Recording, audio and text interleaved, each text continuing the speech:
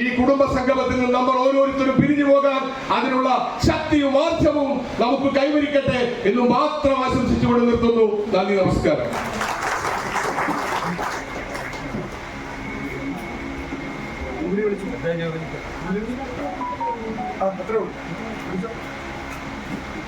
അടുത്തായി സംസാരിക്കുന്നതിന് വേണ്ടി ബ്ലോക്ക് കോൺഗ്രസ് കമ്മിറ്റിയുടെ പ്രസിഡന്റ് ആരാധ്യയായ ജൂബിലി ചാക്കോയെ സ്നേഹപൂർവ്വം ക്ഷണിക്കുക.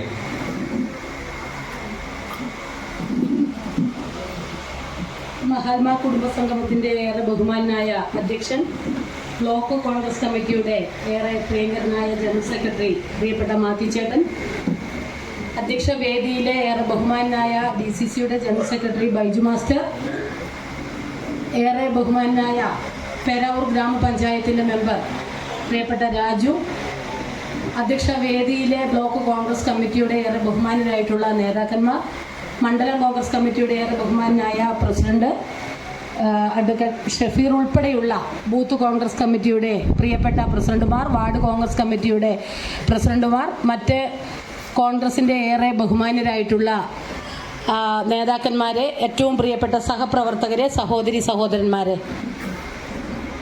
നമ്മളിന്ന് തൊണ്ടിയിലെ 2 വാർഡ് കോൺഗ്രസ് കമ്മിറ്റികളുടെ നേതൃത്വത്തിൽ മഹാത്മാഗാന്ധി കുടുംബ സംഗമം സംഘടിപ്പിച്ചിരിക്കുകയാണ്. ഇവിടെ ബൈജു മാഷ് സൂചിപ്പിച്ചതുപോലെ തന്നെ മഹാത്മാഗാന്ധി ഇന്ത്യൻ നാഷണൽ കോൺഗ്രസിൻ്റെ പ്രസിഡന്റായി 100 വർഷം തികയുന്ന 2024 ഡിസംബർ മാസത്തിൽ അദ്ദേഹം ഇന്ത്യൻ നാഷണൽ കോൺഗ്രസിൻ്റെ പ്രസിഡന്റായി 100 വർഷം തികയുന്ന ഒരു സന്ദർഭത്തിലാണ് KPCCയുടെ ഒരു നിർദ്ദേശമുണ്ടായത്. മഹാത്മാഗാന്ധി കുടുംബ സംഗമം വാർഡ് തലങ്ങളിൽ സംഘടിപ്പിക്കേണ്ടതായിട്ടുണ്ട്. മഹാത്മാഗാന്ധി എന്ന് പറയുന്ന മഹാമനുഷ്യൻ ഇന്ത്യൻ നാഷണൽ കോൺഗ്രസിൻ്റെ പ്രസിഡന്റ് ആയിരുന്നു എന്നുള്ള കാര്യം നമുക്കറിയാം. ഇതര രാഷ്ട്രീയ പാർട്ടിയിൽപ്പെട്ട ആളുകളൊക്കെ പലപ്പോഴും നമ്മളോട് പറയാറുണ്ട്, ഗാന്ധിജിയും കോൺഗ്രസുമായിട്ട് എന്താണ് ബന്ധം? നിങ്ങളെപ്പോഴും മഹാത്മാഗാന്ധിജിയെ കുറിച്ച് പറയുന്നു. ഇന്ത്യൻ നാഷണൽ കോൺഗ്രസിന്റെ പ്രസിഡന്റ് ആയിരുന്നു മഹാത്മാഗാന്ധിജി എന്നുള്ളത് ഒരു പക്ഷേ കോൺഗ്രസിലെ ചില ആളുകൾക്ക് പോലും അറിയാൻ സാധ്യതയില്ലാത്ത ഒരു കാര്യമാണ്. അതുകൊണ്ടാണ് സാധാരണഗതിയിൽ മഹാത്മാഗാന്ധിയുമായി ബന്ധപ്പെട്ട ജന്മദിനങ്ങൾ, രക്തസാക്ഷിത്വ ദിനങ്ങളൊക്കെ നമ്മൾ സംസ്ഥാന തലങ്ങളിലും ജില്ലാ തലങ്ങളിലും അല്ലെങ്കിൽ ബ്ലോക്ക് തലങ്ങളിലും മണ്ഡലം തലങ്ങളിലും ഒക്കെ ആചരിക്കുമെങ്കിലും മഹാത്മാഗാന്ധിയുടെ പ്രസക്തിയെക്കുറിച്ച് ഏറെ ബഹുമാനനായ യൂത്ത് കോൺഗ്രസിന്റെ സംസ്ഥാന വൈസ് പ്രസിഡന്റ്, അതുപോലെ തന്നെ നമുക്കറിയാം ചാനൽ ചർച്ചകളിലൊക്കെ വളരെ സജീവമായി ഇടപെടുന്ന, കഴിഞ്ഞ ദിവസം എൻ്റെ അമ്മ പറയുകയായിരുന്നു, ഒരു ചെറുപ്പക്കാരനുണ്ടല്ലോ നിങ്ങളുടെ യൂത്ത് കോൺഗ്രസിൽ, അബിൻ വർക്കി, എന്താണ് ചർച്ച? ആ ചർച്ചയുടെ ഒരു ഗാംഭീര്യം, എതിർ രാഷ്ട്രീയ പാർട്ടിക്കാരെ മുൾമുനയിൽ നിർത്തുന്ന, ഡിബേറ്റുകളിലൊക്കെ പങ്കെടുത്തുകൊണ്ട് മുൻമുന്നിൽ നിർത്തിക്കൊണ്ട് നടത്തുന്ന പ്രസംഗമൊക്കെ നമ്മൾ എപ്പോഴും കാണാറുണ്ട്. ഇന്ത്യൻ നാഷണൽ കോൺഗ്രസിന്റെ ഒരു മുതൽക്കൂട്ടായ അബിൻ വർക്കി ഇവിടെ എത്തിച്ചേർന്നിരിക്കുകയാണ്. അദ്ദേഹത്തെ സ്വാഗതം ചെയ്യുകയാണ്. ഇനി ഞാൻ ഇവിടെ പ്രസംഗിക്കുന്നതിൽ പ്രസക്തിയില്ല, ഞാൻ തുടക്കം കുറിച്ചത് മാത്രമേ ഉള്ളൂ. ഇവിടെ ബൈജു മാഷ് സൂചിപ്പിച്ചതുപോലെ തന്നെ ഇന്ത്യൻ നാഷണൽ കോൺഗ്രസ് എന്ന് പറയുന്ന മഹത്തായ പ്രസ്ഥാനം അത് ഈ രാജ്യത്തിന്റെ സ്വാതന്ത്ര്യം നേടിക്കൊടുത്ത പ്രസ്ഥാനമാണ് എന്നുള്ള ഒരു തിരിച്ചറിവ് നമുക്കുണ്ടാകേണ്ടതായിട്ടുണ്ട്. ഓരോ ഇന്ത്യൻ നാഷണൽ കോൺഗ്രസുകാരനും മഹാത്മാഗാന്ധി ആയിരുന്നു ഇന്ത്യൻ നാഷണൽ കോൺഗ്രസിന്റെ പ്രസിഡന്റ് എന്നുള്ള ഒരു തിരിതാണ് എന്ന് നമ്മൾ മനസ്സിലാക്കേണ്ടതായിട്ടുണ്ട്. പ്രിയപ്പെട്ടവരെ, ഇവിടെ സൂചിപ്പിച്ചതുപോലെ ദേശീയ രാഷ്ട്രീയത്തെ കുറിച്ചും സംസ്ഥാനത്ത് കഴിഞ്ഞ 10 വർഷക്കാലമായി പിണറായി വിജയൻ അധികാരത്തിൽ കയറിയതിനു ശേഷം നടത്തുന്ന പേക്കൂത്തുകളെ കുറിച്ചുമൊക്കെ സംസാരിക്കുന്നതിന് വേണ്ടി ബഹുമാനായ നമ്മുടെ മുഖ്യ പ്രഭാഷകൻ ഇവിടെ എത്തിച്ചേർന്നിട്ടുണ്ട്. അതിലേക്കൊന്നും ഞാൻ കടന്നു പോകുവാൻ ആഗ്രഹിക്കുന്നില്ല. പക്ഷേ നമുക്ക് അന്യം നിന്ന് പോയി എന്ന് കരുതുന്ന പേരാവൂർ ഗ്രാമപഞ്ചായത്ത് ഈ കാലം അത്രയായിട്ടും നമ്മുടെ കൈപ്പിടിയിൽ കിട്ടിയിട്ടില്ല എന്നുള്ള ഒരു യാഥാർത്ഥ്യം നിലനിൽക്കുമ്പോൾ തന്നെ CPM-ന്റെ ഉരുക്ക് കോട്ടയായ മുള്ളേരിക്കൽ വാർഡിൽ നിന്നും CPM-ന് 500ഓളം വോട്ടുകളുടെ ഭൂരിപക്ഷം കിട്ടിക്കൊണ്ടിരിക്കുന്ന വാർഡുകളിൽ നിന്നും ഞാൻ ജയിച്ചു വന്നത് ആ CPM-നോട് പോരടിച്ചിട്ടാണ്. അവിടെ ജനങ്ങളുടെ ഇടയിൽ കയറി നല്ലവണ്ണം പ്രവർത്തിച്ചിട്ടാണ് 127 വോട്ടിന്റെ ഭൂരിപക്ഷത്തിന് ജയിച്ചതെങ്കിൽ അതിനുശേഷം നൂർദീനെ ഞാൻ നിർത്തുമ്പോൾ അവിടെ ഞങ്ങൾക്ക് ലഭിച്ച വോട്ടിന്റെ ഭൂരിപക്ഷം എന്ന് പറയുന്നത് 218 വോട്ടിന്റെ ഭൂരിപക്ഷമാണ് നൂർദീന് ലഭിച്ചത്. ഏത് CPM-ന്റെ കോട്ടയും നമുക്ക് മറിച്ചിടാം, ഏത് CPM-ന്റെ കോട്ട കൊത്തളങ്ങളിലും നമുക്ക് കടന്നു ചെല്ലുവാൻ സാധിക്കും. പേരാവൂർ ഗ്രാമപഞ്ചായത്ത് 60 വർഷക്കാലമായി LDF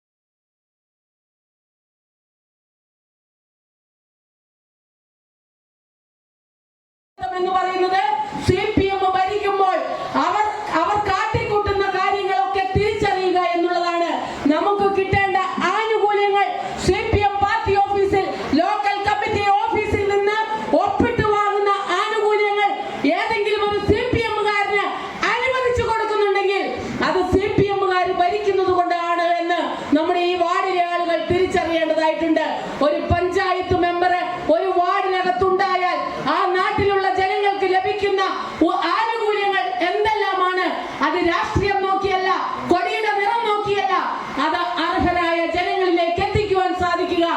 ഐക്യ ജനാധിപത്യ മുന്നണിയുടെ ഒരു നേതൃത്വം അധികാരത്തിൽ ഇരിക്കുമ്പോഴാണ് അത് ഞങ്ങൾ ആ CPM-ന്റെ വാർഡിൽ, മുള്ളേരിക്കൽ വാർഡിൽ തെളിയിച്ചു കൊടുത്തതാണ്. പ്രിയപ്പെട്ടവരെ, കല്ലടി പോലുള്ള CPM-കാർ കാലാകാലങ്ങൾ ഭരിക്കുന്ന ആ വാർഡിനകത്തും ഒരു നേട്ടം നമുക്ക് ഉണ്ടാക്കിയെടുക്കേണ്ടതായിട്ടുണ്ട്. പേരാവൂർ പഞ്ചായത്തിന്റെ ഭരണം നമ്മുടെ കൈകളിലേക്ക് വരേണ്ടതായിട്ടുണ്ട്. അതിന് ഇവിടെ ഇരിക്കുന്ന ഓരോ കോൺഗ്രസുകാരനും ഇനി വരുന്ന 3 മാസങ്ങൾ മാത്രമാണ് ഒരു തെരഞ്ഞെടുപ്പിന്, തദ്ദേശ തെരഞ്ഞെടുപ്പിന് നമ്മുടെ മുൻപിലുള്ളത്. ആ തെരഞ്ഞെടുപ്പിന് ഒരുങ്ങിയിരിക്കണം, സന്നദ്ധരാകണം. നിങ്ങളുടെ ഓരോരുത്തരുടെയും സപ്പോർട്ട് ഞങ്ങൾക്ക് ഉണ്ടാകണം. എങ്കിൽ മാത്രമേ പഞ്ചായത്തിന്റെ ഭരണം നമ്മുടെ കൈകളിലേക്ക് കൊണ്ടുവരുവാൻ വേണ്ടിയിട്ട് സാധിക്കുകയുള്ളൂ. അതുവഴി പഞ്ചായത്തിന്റെ ഭരണം നേടുന്നത് വഴി നാടിന്റെ വികസനം, ജനങ്ങൾക്ക് വേണ്ടിയിട്ടുള്ള ആനുകൂല്യങ്ങൾ, അവരുടെ ക്ഷേമ പ്രവർത്തനങ്ങളൊക്കെ നടത്തിയെടുത്തുകൊണ്ട് മുൻപോട്ടേക്ക് പോകുവാൻ നമുക്ക് ഓരോരുത്തർക്കും സാധിക്കട്ടെ എന്ന് മാത്രം ആശംസിച്ചുകൊണ്ട് ഇന്നിവിടെ വന്നു ചേർന്ന മുഴുവൻ ആളുകൾക്കും ആശംസകളും അഭിനന്ദനങ്ങളും അഭിവാദ്യങ്ങളും നേർന്നുകൊണ്ട് ഞാൻ എന്റെ വാക്കുകൾ നിർത്തുന്നു. നന്ദി, നമസ്കാരം.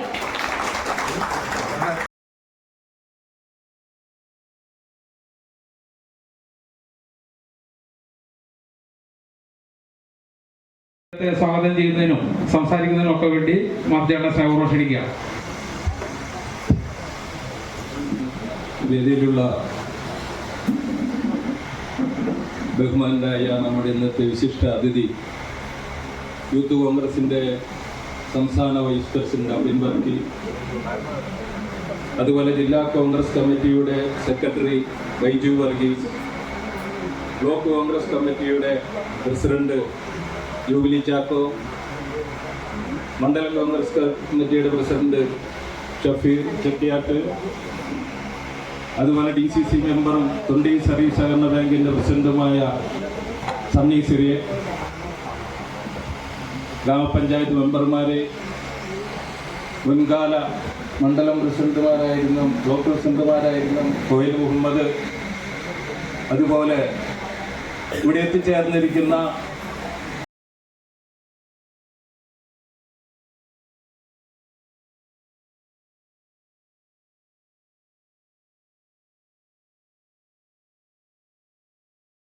അദ്ദേഹത്തെ ഹൃദയപൂർവ്വം ഈ യോഗത്തിലേക്ക് സ്വാഗതം ചെയ്തുകൊണ്ട് എൻ്റെ വാക്കുകൾ നിർത്തുന്നു. നന്ദി, നമസ്കാരം. അതായത് മുഖ്യ പ്രഭാഷണം നടത്തുന്നതിന് വേണ്ടി അബിൻ വർക്കിയെ പ്രത്യേകം ക്ഷണിക്കുകയാണ്.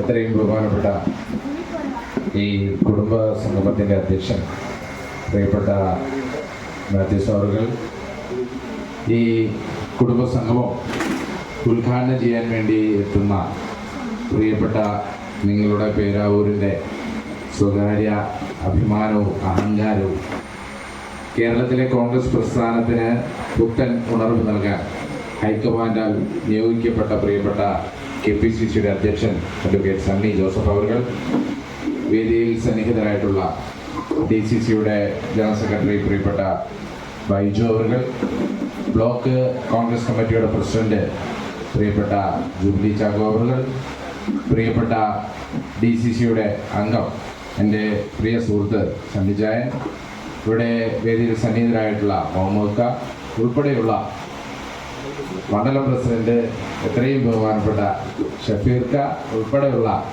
ഏറ്റവും ബഹുമാന്യരായ നേതാക്കന്മാരെ, എത്രയും സ്നേഹം നിറഞ്ഞ സഹപ്രവർത്തകരെ, സുഹൃത്തുക്കളെ, പറഞ്ഞത് വളരെ ശരിയാണ്. എന്നെ നിലമ്പൂർ ഉപതെരഞ്ഞെടുപ്പിൻ്റെ മുന്നേ തന്നെ പേരാവൂരിൽ ഒരു കുടുംബ സംഗമത്തിന് വരണമെന്ന് കാലങ്ങളായി ആവശ്യപ്പെട്ടുകൊണ്ടിരിക്കുക. പല കാരണങ്ങൾ കൊണ്ട് അത് നടക്കാതെ പോയി. ഒരു പ്രാവശ്യം ഡേറ്റ് കൊടുത്തപ്പോഴാണ് നിലമ്പൂർ ഉപതെരഞ്ഞെടുപ്പ് വന്നത്.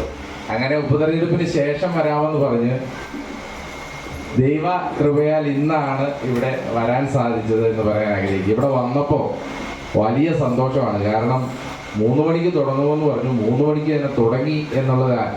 ഇവിടുത്തെ സംഘടനാപരമായ ചട്ടക്കൂടും ചിട്ടവട്ടങ്ങളും ഒക്കെ നന്നായി നടക്കുന്നു എന്നറിയുന്നതിൽ വലിയ സന്തോഷമുണ്ട്. അതിലുപരി ഒരു മികച്ച കുടുംബ സംഗമമാണ് ഇത് എന്ന് പറയാൻ ഞാൻ ആഗ്രഹിക്കുകയാണ്. സംസ്ഥാനത്ത് ഉടനീളം നടക്കുന്ന കുടുംബ സംഗമങ്ങളിൽ പേരാവൂരും വളരെ മികച്ച രീതിയിൽ തന്നെ നടക്കുന്നു എന്നറിഞ്ഞതിൽ വലിയ സന്തോഷവും അഭിമാനവും ഉണ്ട് എന്നറിയിക്കുകയാണ്. മഹാത്മാഗാന്ധി കോൺഗ്രസിന്റെ പ്രസിഡന്റ് ആയതിൻ്റെ 100 വർഷം ആചരിക്കുന്നതിന്റെ ഭാഗമായിട്ടാണ് മഹാത്മാഗാന്ധി കുടുംബ സംഗമങ്ങൾ നടന്നു വരുന്നത്. ഇപ്പോൾ നമുക്കറിയാം 1924 ബെൽഗാം കോൺഗ്രസ് സെഷനിൽ വെച്ചാണ് മഹാത്മാഗാന്ധി കോൺഗ്രസിന്റെ അധ്യക്ഷനായി ആദ്യമായും അവസാനമായും തെരഞ്ഞെടുക്കപ്പെടുന്നത്. അതിനുശേഷം അദ്ദേഹം അധ്യക്ഷനായിട്ടില്ല. ആ കോൺഗ്രസ് സെഷൻ പല കാരണങ്ങൾ കൊണ്ട് തന്നെ അതുകൊണ്ട് ചരിത്രപരമാണ്.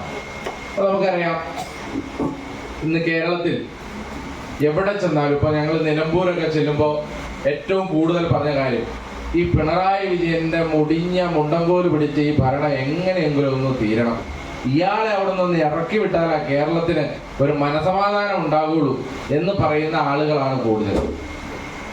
കാരണം ഇപ്പോൾ നമുക്കറിയാം പുള്ളി പോകുന്നിടത്ത് മുഴുവൻ ദുരന്തമാണെന്നാണ് പറയപ്പെടുന്നത്. ഞാനിപ്പോൾ പറയുന്നില്ല, കാരണം പുള്ളി ഇവിടെ നിന്ന് അമേരിക്കയ്ക്ക് പോകാന്ന് പറയുമ്പോൾ അവിടെ മിന്നൽ പ്രളയത്തിൽ 100 പേര് മരിച്ചു.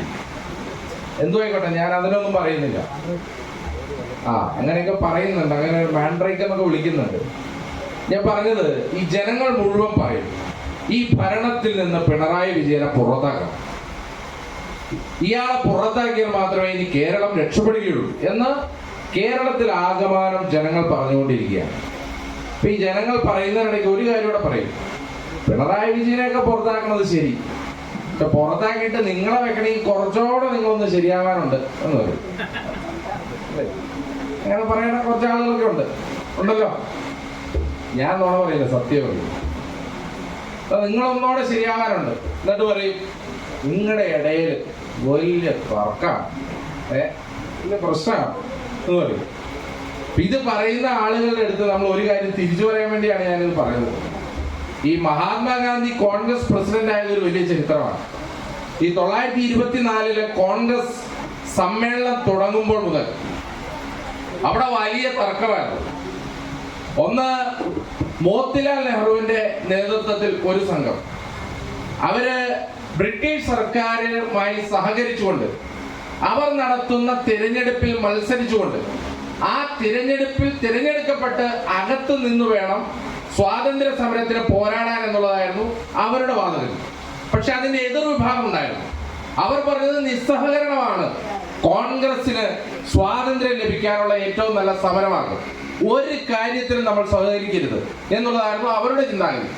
അങ്ങനെ സമ്മേളനം തുടങ്ങി കഴിഞ്ഞപ്പോൾ ഇവർ രണ്ടുപേരും തമ്മിൽ വലിയ തർക്കമായി, വാഗ്വാദമായി, വലിയ ചേരിതിരിഞ്ഞുള്ള സംവാദങ്ങളായി.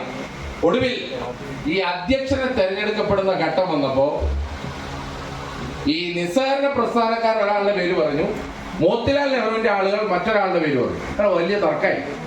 ഈ തർക്കം വന്നു കഴിഞ്ഞപ്പോൾ അവസാനം ഈ തർക്കം പരിഹരിക്കുന്നതിന് വേണ്ടി ഒരു സെറ്റിൽമെന്റ് സ്ഥാനാർത്ഥിയായിട്ടാണ് മഹാത്മാഗാന്ധി വന്നത് എന്ന് പറയുമ്പോൾ, പ്രിയപ്പെട്ടവരെ, നമ്മുടെ പാർട്ടിയിൽ ഈ തർക്കം തുടങ്ങിയത് ഇന്നോ ഇന്നലെയോ ഒന്നും അല്ല, 100 കൊല്ലം മുമ്പോട്ടുണ്ട്. അതുകൊണ്ട് ഈ തർക്കം കണ്ട്, അല്ലെങ്കിൽ ഒരഭിപ്രായ അനൈക്യമുണ്ട് എന്ന് വരുത്തി തീർക്കാൻ ശ്രമിക്കുന്നത് കണ്ട് ആരും ബേജാറാവണ്ട. പക്ഷെ ഒരു കാര്യം നിങ്ങൾ എപ്പോഴും ഓർത്തു, ഈ നിസ്സഹകരണ പ്രസ്ഥാനക്കാരുണ്ടായിരുന്ന പാർട്ടിയിൽ ഈ സുഭാഷ് ചന്ദ്രബോസിന്റെ നേതൃത്വത്തിൽ ഇന്ത്യൻ ആർമിയിലൂടെ വേണം സ്വാതന്ത്ര്യം നേടണം എന്ന് പറഞ്ഞ പാർട്ടിയിൽ ഈ പ്രസ്ഥാനമെല്ലാം ഒന്നിച്ചൊന്നായി അണിചേർന്ന് ഒറ്റക്കെട്ടായി പോരാടിയപ്പോഴാണ് 1947 ഓഗസ്റ്റ് മാസം 15-ാം തീയതി നമുക്ക് സ്വാതന്ത്ര്യം ലഭിച്ചതെങ്കിൽ നമ്മുടെ പാർട്ടിയിൽ അഭിപ്രായമുണ്ട്, നമ്മുടെ പാർട്ടിയിൽ അഭിപ്രായ സ്വാതന്ത്ര്യമുണ്ട്, അഭിപ്രായ അനൈക്യമുണ്ട്. പക്ഷെ ഇതെല്ലാം ഒന്നു ചേർന്ന് ഒറ്റക്കെട്ടായി പ്രവർത്തിക്കുമ്പോഴാണ് 2026 മെയ് മാസത്തിന്റെ പൊൻപുലരിയിൽ ഈ സംസ്ഥാനത്ത് ഒരു തെരഞ്ഞെടുപ്പ് നടന്ന് കേരളത്തിന്റെ രാജ്ഭവനിൽ ഒരു മുഖ്യമന്ത്രി സത്യപ്രതിജ്ഞ ചെയ്യുമ്പോൾ അത് ഇന്ത്യൻ നാഷണൽ കോൺഗ്രസിന്റെ മുഖ്യമന്ത്രിയായി മാറുന്നത് എന്നുള്ളിടത്താണ് ഈ കുടുംബ സംഗമങ്ങളുടെ ഏറ്റവും വലിയ പ്രസക്തി ഇരിക്കുന്നത്. അതിനുവേണ്ടിയാണ് ഈ കുടുംബ സംഗമം. അതിനു മുമ്പ് 2025 തെരഞ്ഞെടുപ്പും വരും. കഴിഞ്ഞ 9 കൊല്ലത്തെ ഭരണത്തെ കുറിച്ച് ഞാൻ അധികം ഒന്നും പറയണ്ട, കാരണം എന്നേക്കാൾ നന്നായി അറിയാവുന്നവരാണ് നിങ്ങൾ. ഒരു മന്ത്രി തന്നെ പറഞ്ഞു സിസ്റ്റം മൊത്തം പോയി കിടക്കുക എന്ന് പറഞ്ഞു. സിസ്റ്റം മൊത്തം പോയി കിടക്കുക. എന്താ ഈ സിസ്റ്റം എന്ന് പറഞ്ഞാൽ സർക്കാരാണ്. സർക്കാർ മൊത്തം അടിമുടി തീർന്നു കിടക്കുകയാണ്. ഒന്ന് ആലോചിക്കുക, ഈ കേരളത്തിൽ കഴിഞ്ഞിടെ ഉണ്ടായ മയക്കുമരുന്നിന്റെ അമിതമായ ഉപയോഗം. ഇവിടെ സ്ത്രീകളാണല്ലോ ഉള്ളത് കൂടുതൽ, അവിടെ സ്ത്രീകൾ ഇവിടെ സ്ത്രീകൾ.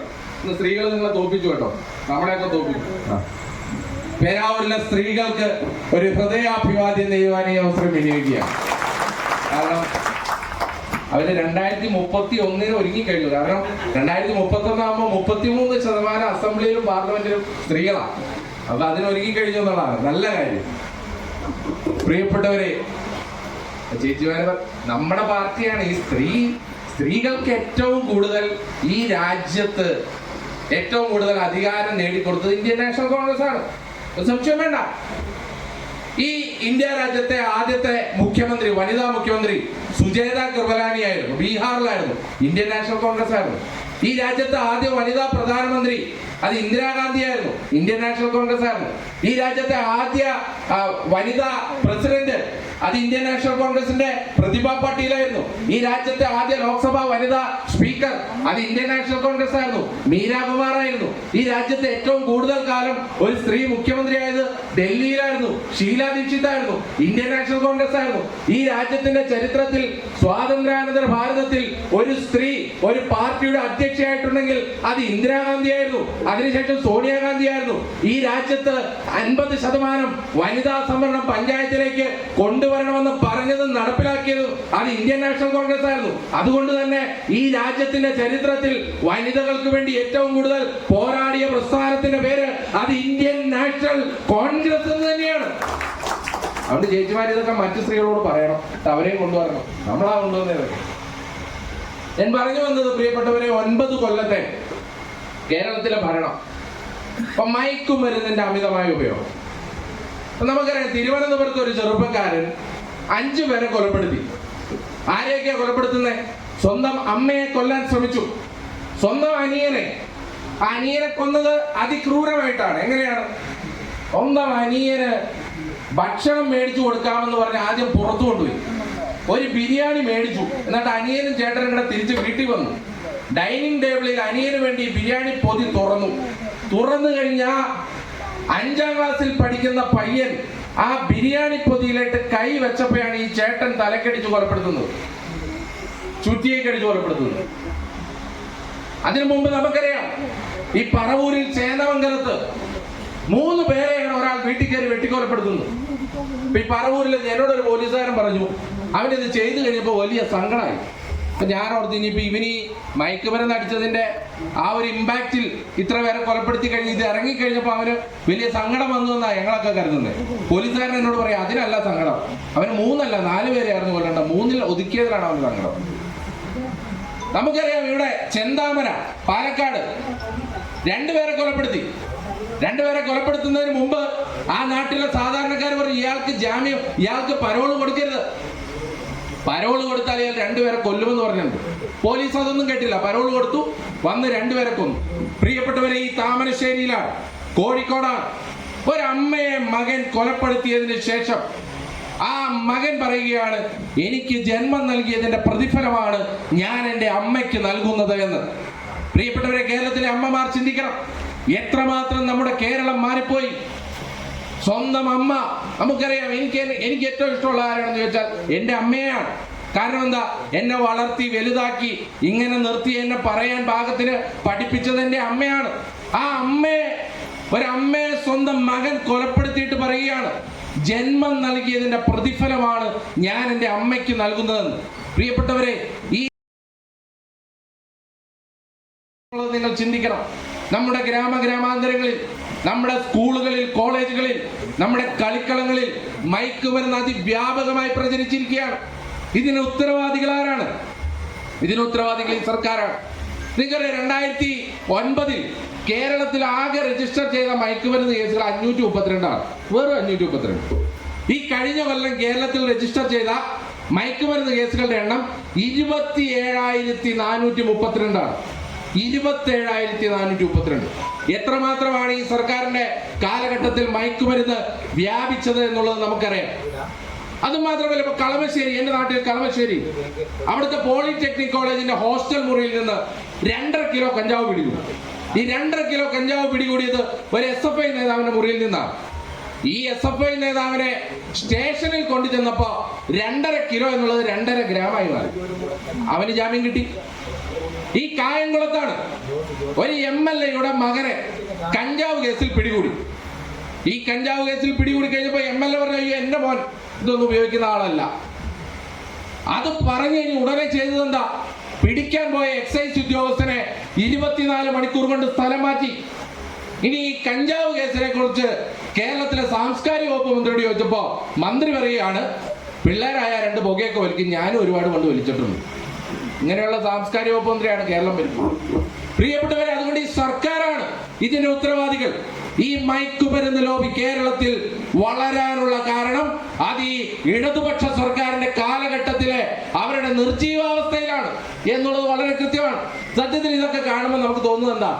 വലിയ വീരശൂര പരാക്രമിയ ഡബിൾ ചങ്കന എന്നൊക്കെ പറയുന്ന കേരളത്തിലെ ആഭ്യന്തരമന്ത്രി ഉണ്ടല്ലോ, ആ ആഭ്യന്തരമന്ത്രി ഇരിക്കുന്ന കസേരയിൽ ഇതുപോലൊരു വാഴ കൊണ്ടുവച്ചാൽ ഇതിലും ഭേദമായിരിക്കുമെന്ന് കേരളത്തിലെ ജനങ്ങൾ ചിന്തിച്ചു പോവുകയല്ലേ? ഇതുപോലെ നിഷ്ക്രിയമായ ഒരു ആഭ്യന്തര വകുപ്പ് കേരളത്തിൽ ഇതിനു മുമ്പ് ഉണ്ടായിട്ടുണ്ടോ? കേരളത്തിൽ ഇതിനു മുമ്പ് ഉണ്ടായിട്ടുണ്ടോ? നിങ്ങൾ ചിന്തിക്കുക, ഈ കേരളത്തിലെ അവസ്ഥ എന്താ?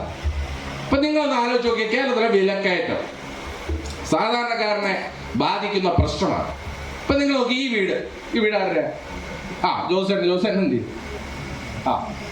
ജോസേട്ടന്റെ ഈ വീട്ടിൽ നിങ്ങൾ ആലോചിച്ചു, ജോസേട്ടൻ രാവിലെ എഴുന്നേൽക്കുമ്പോൾ മുതൽ രാത്രി കിടക്കുമ്പോൾ വരെയുള്ള ഓരോ കാര്യത്തിനും ഒരു 2 കൊല്ലം മുമ്പ് എന്തായിരുന്നു വില, ഇപ്പൊ എന്തായിരുന്നു വില നിങ്ങൾ ചിന്തിച്ചോ?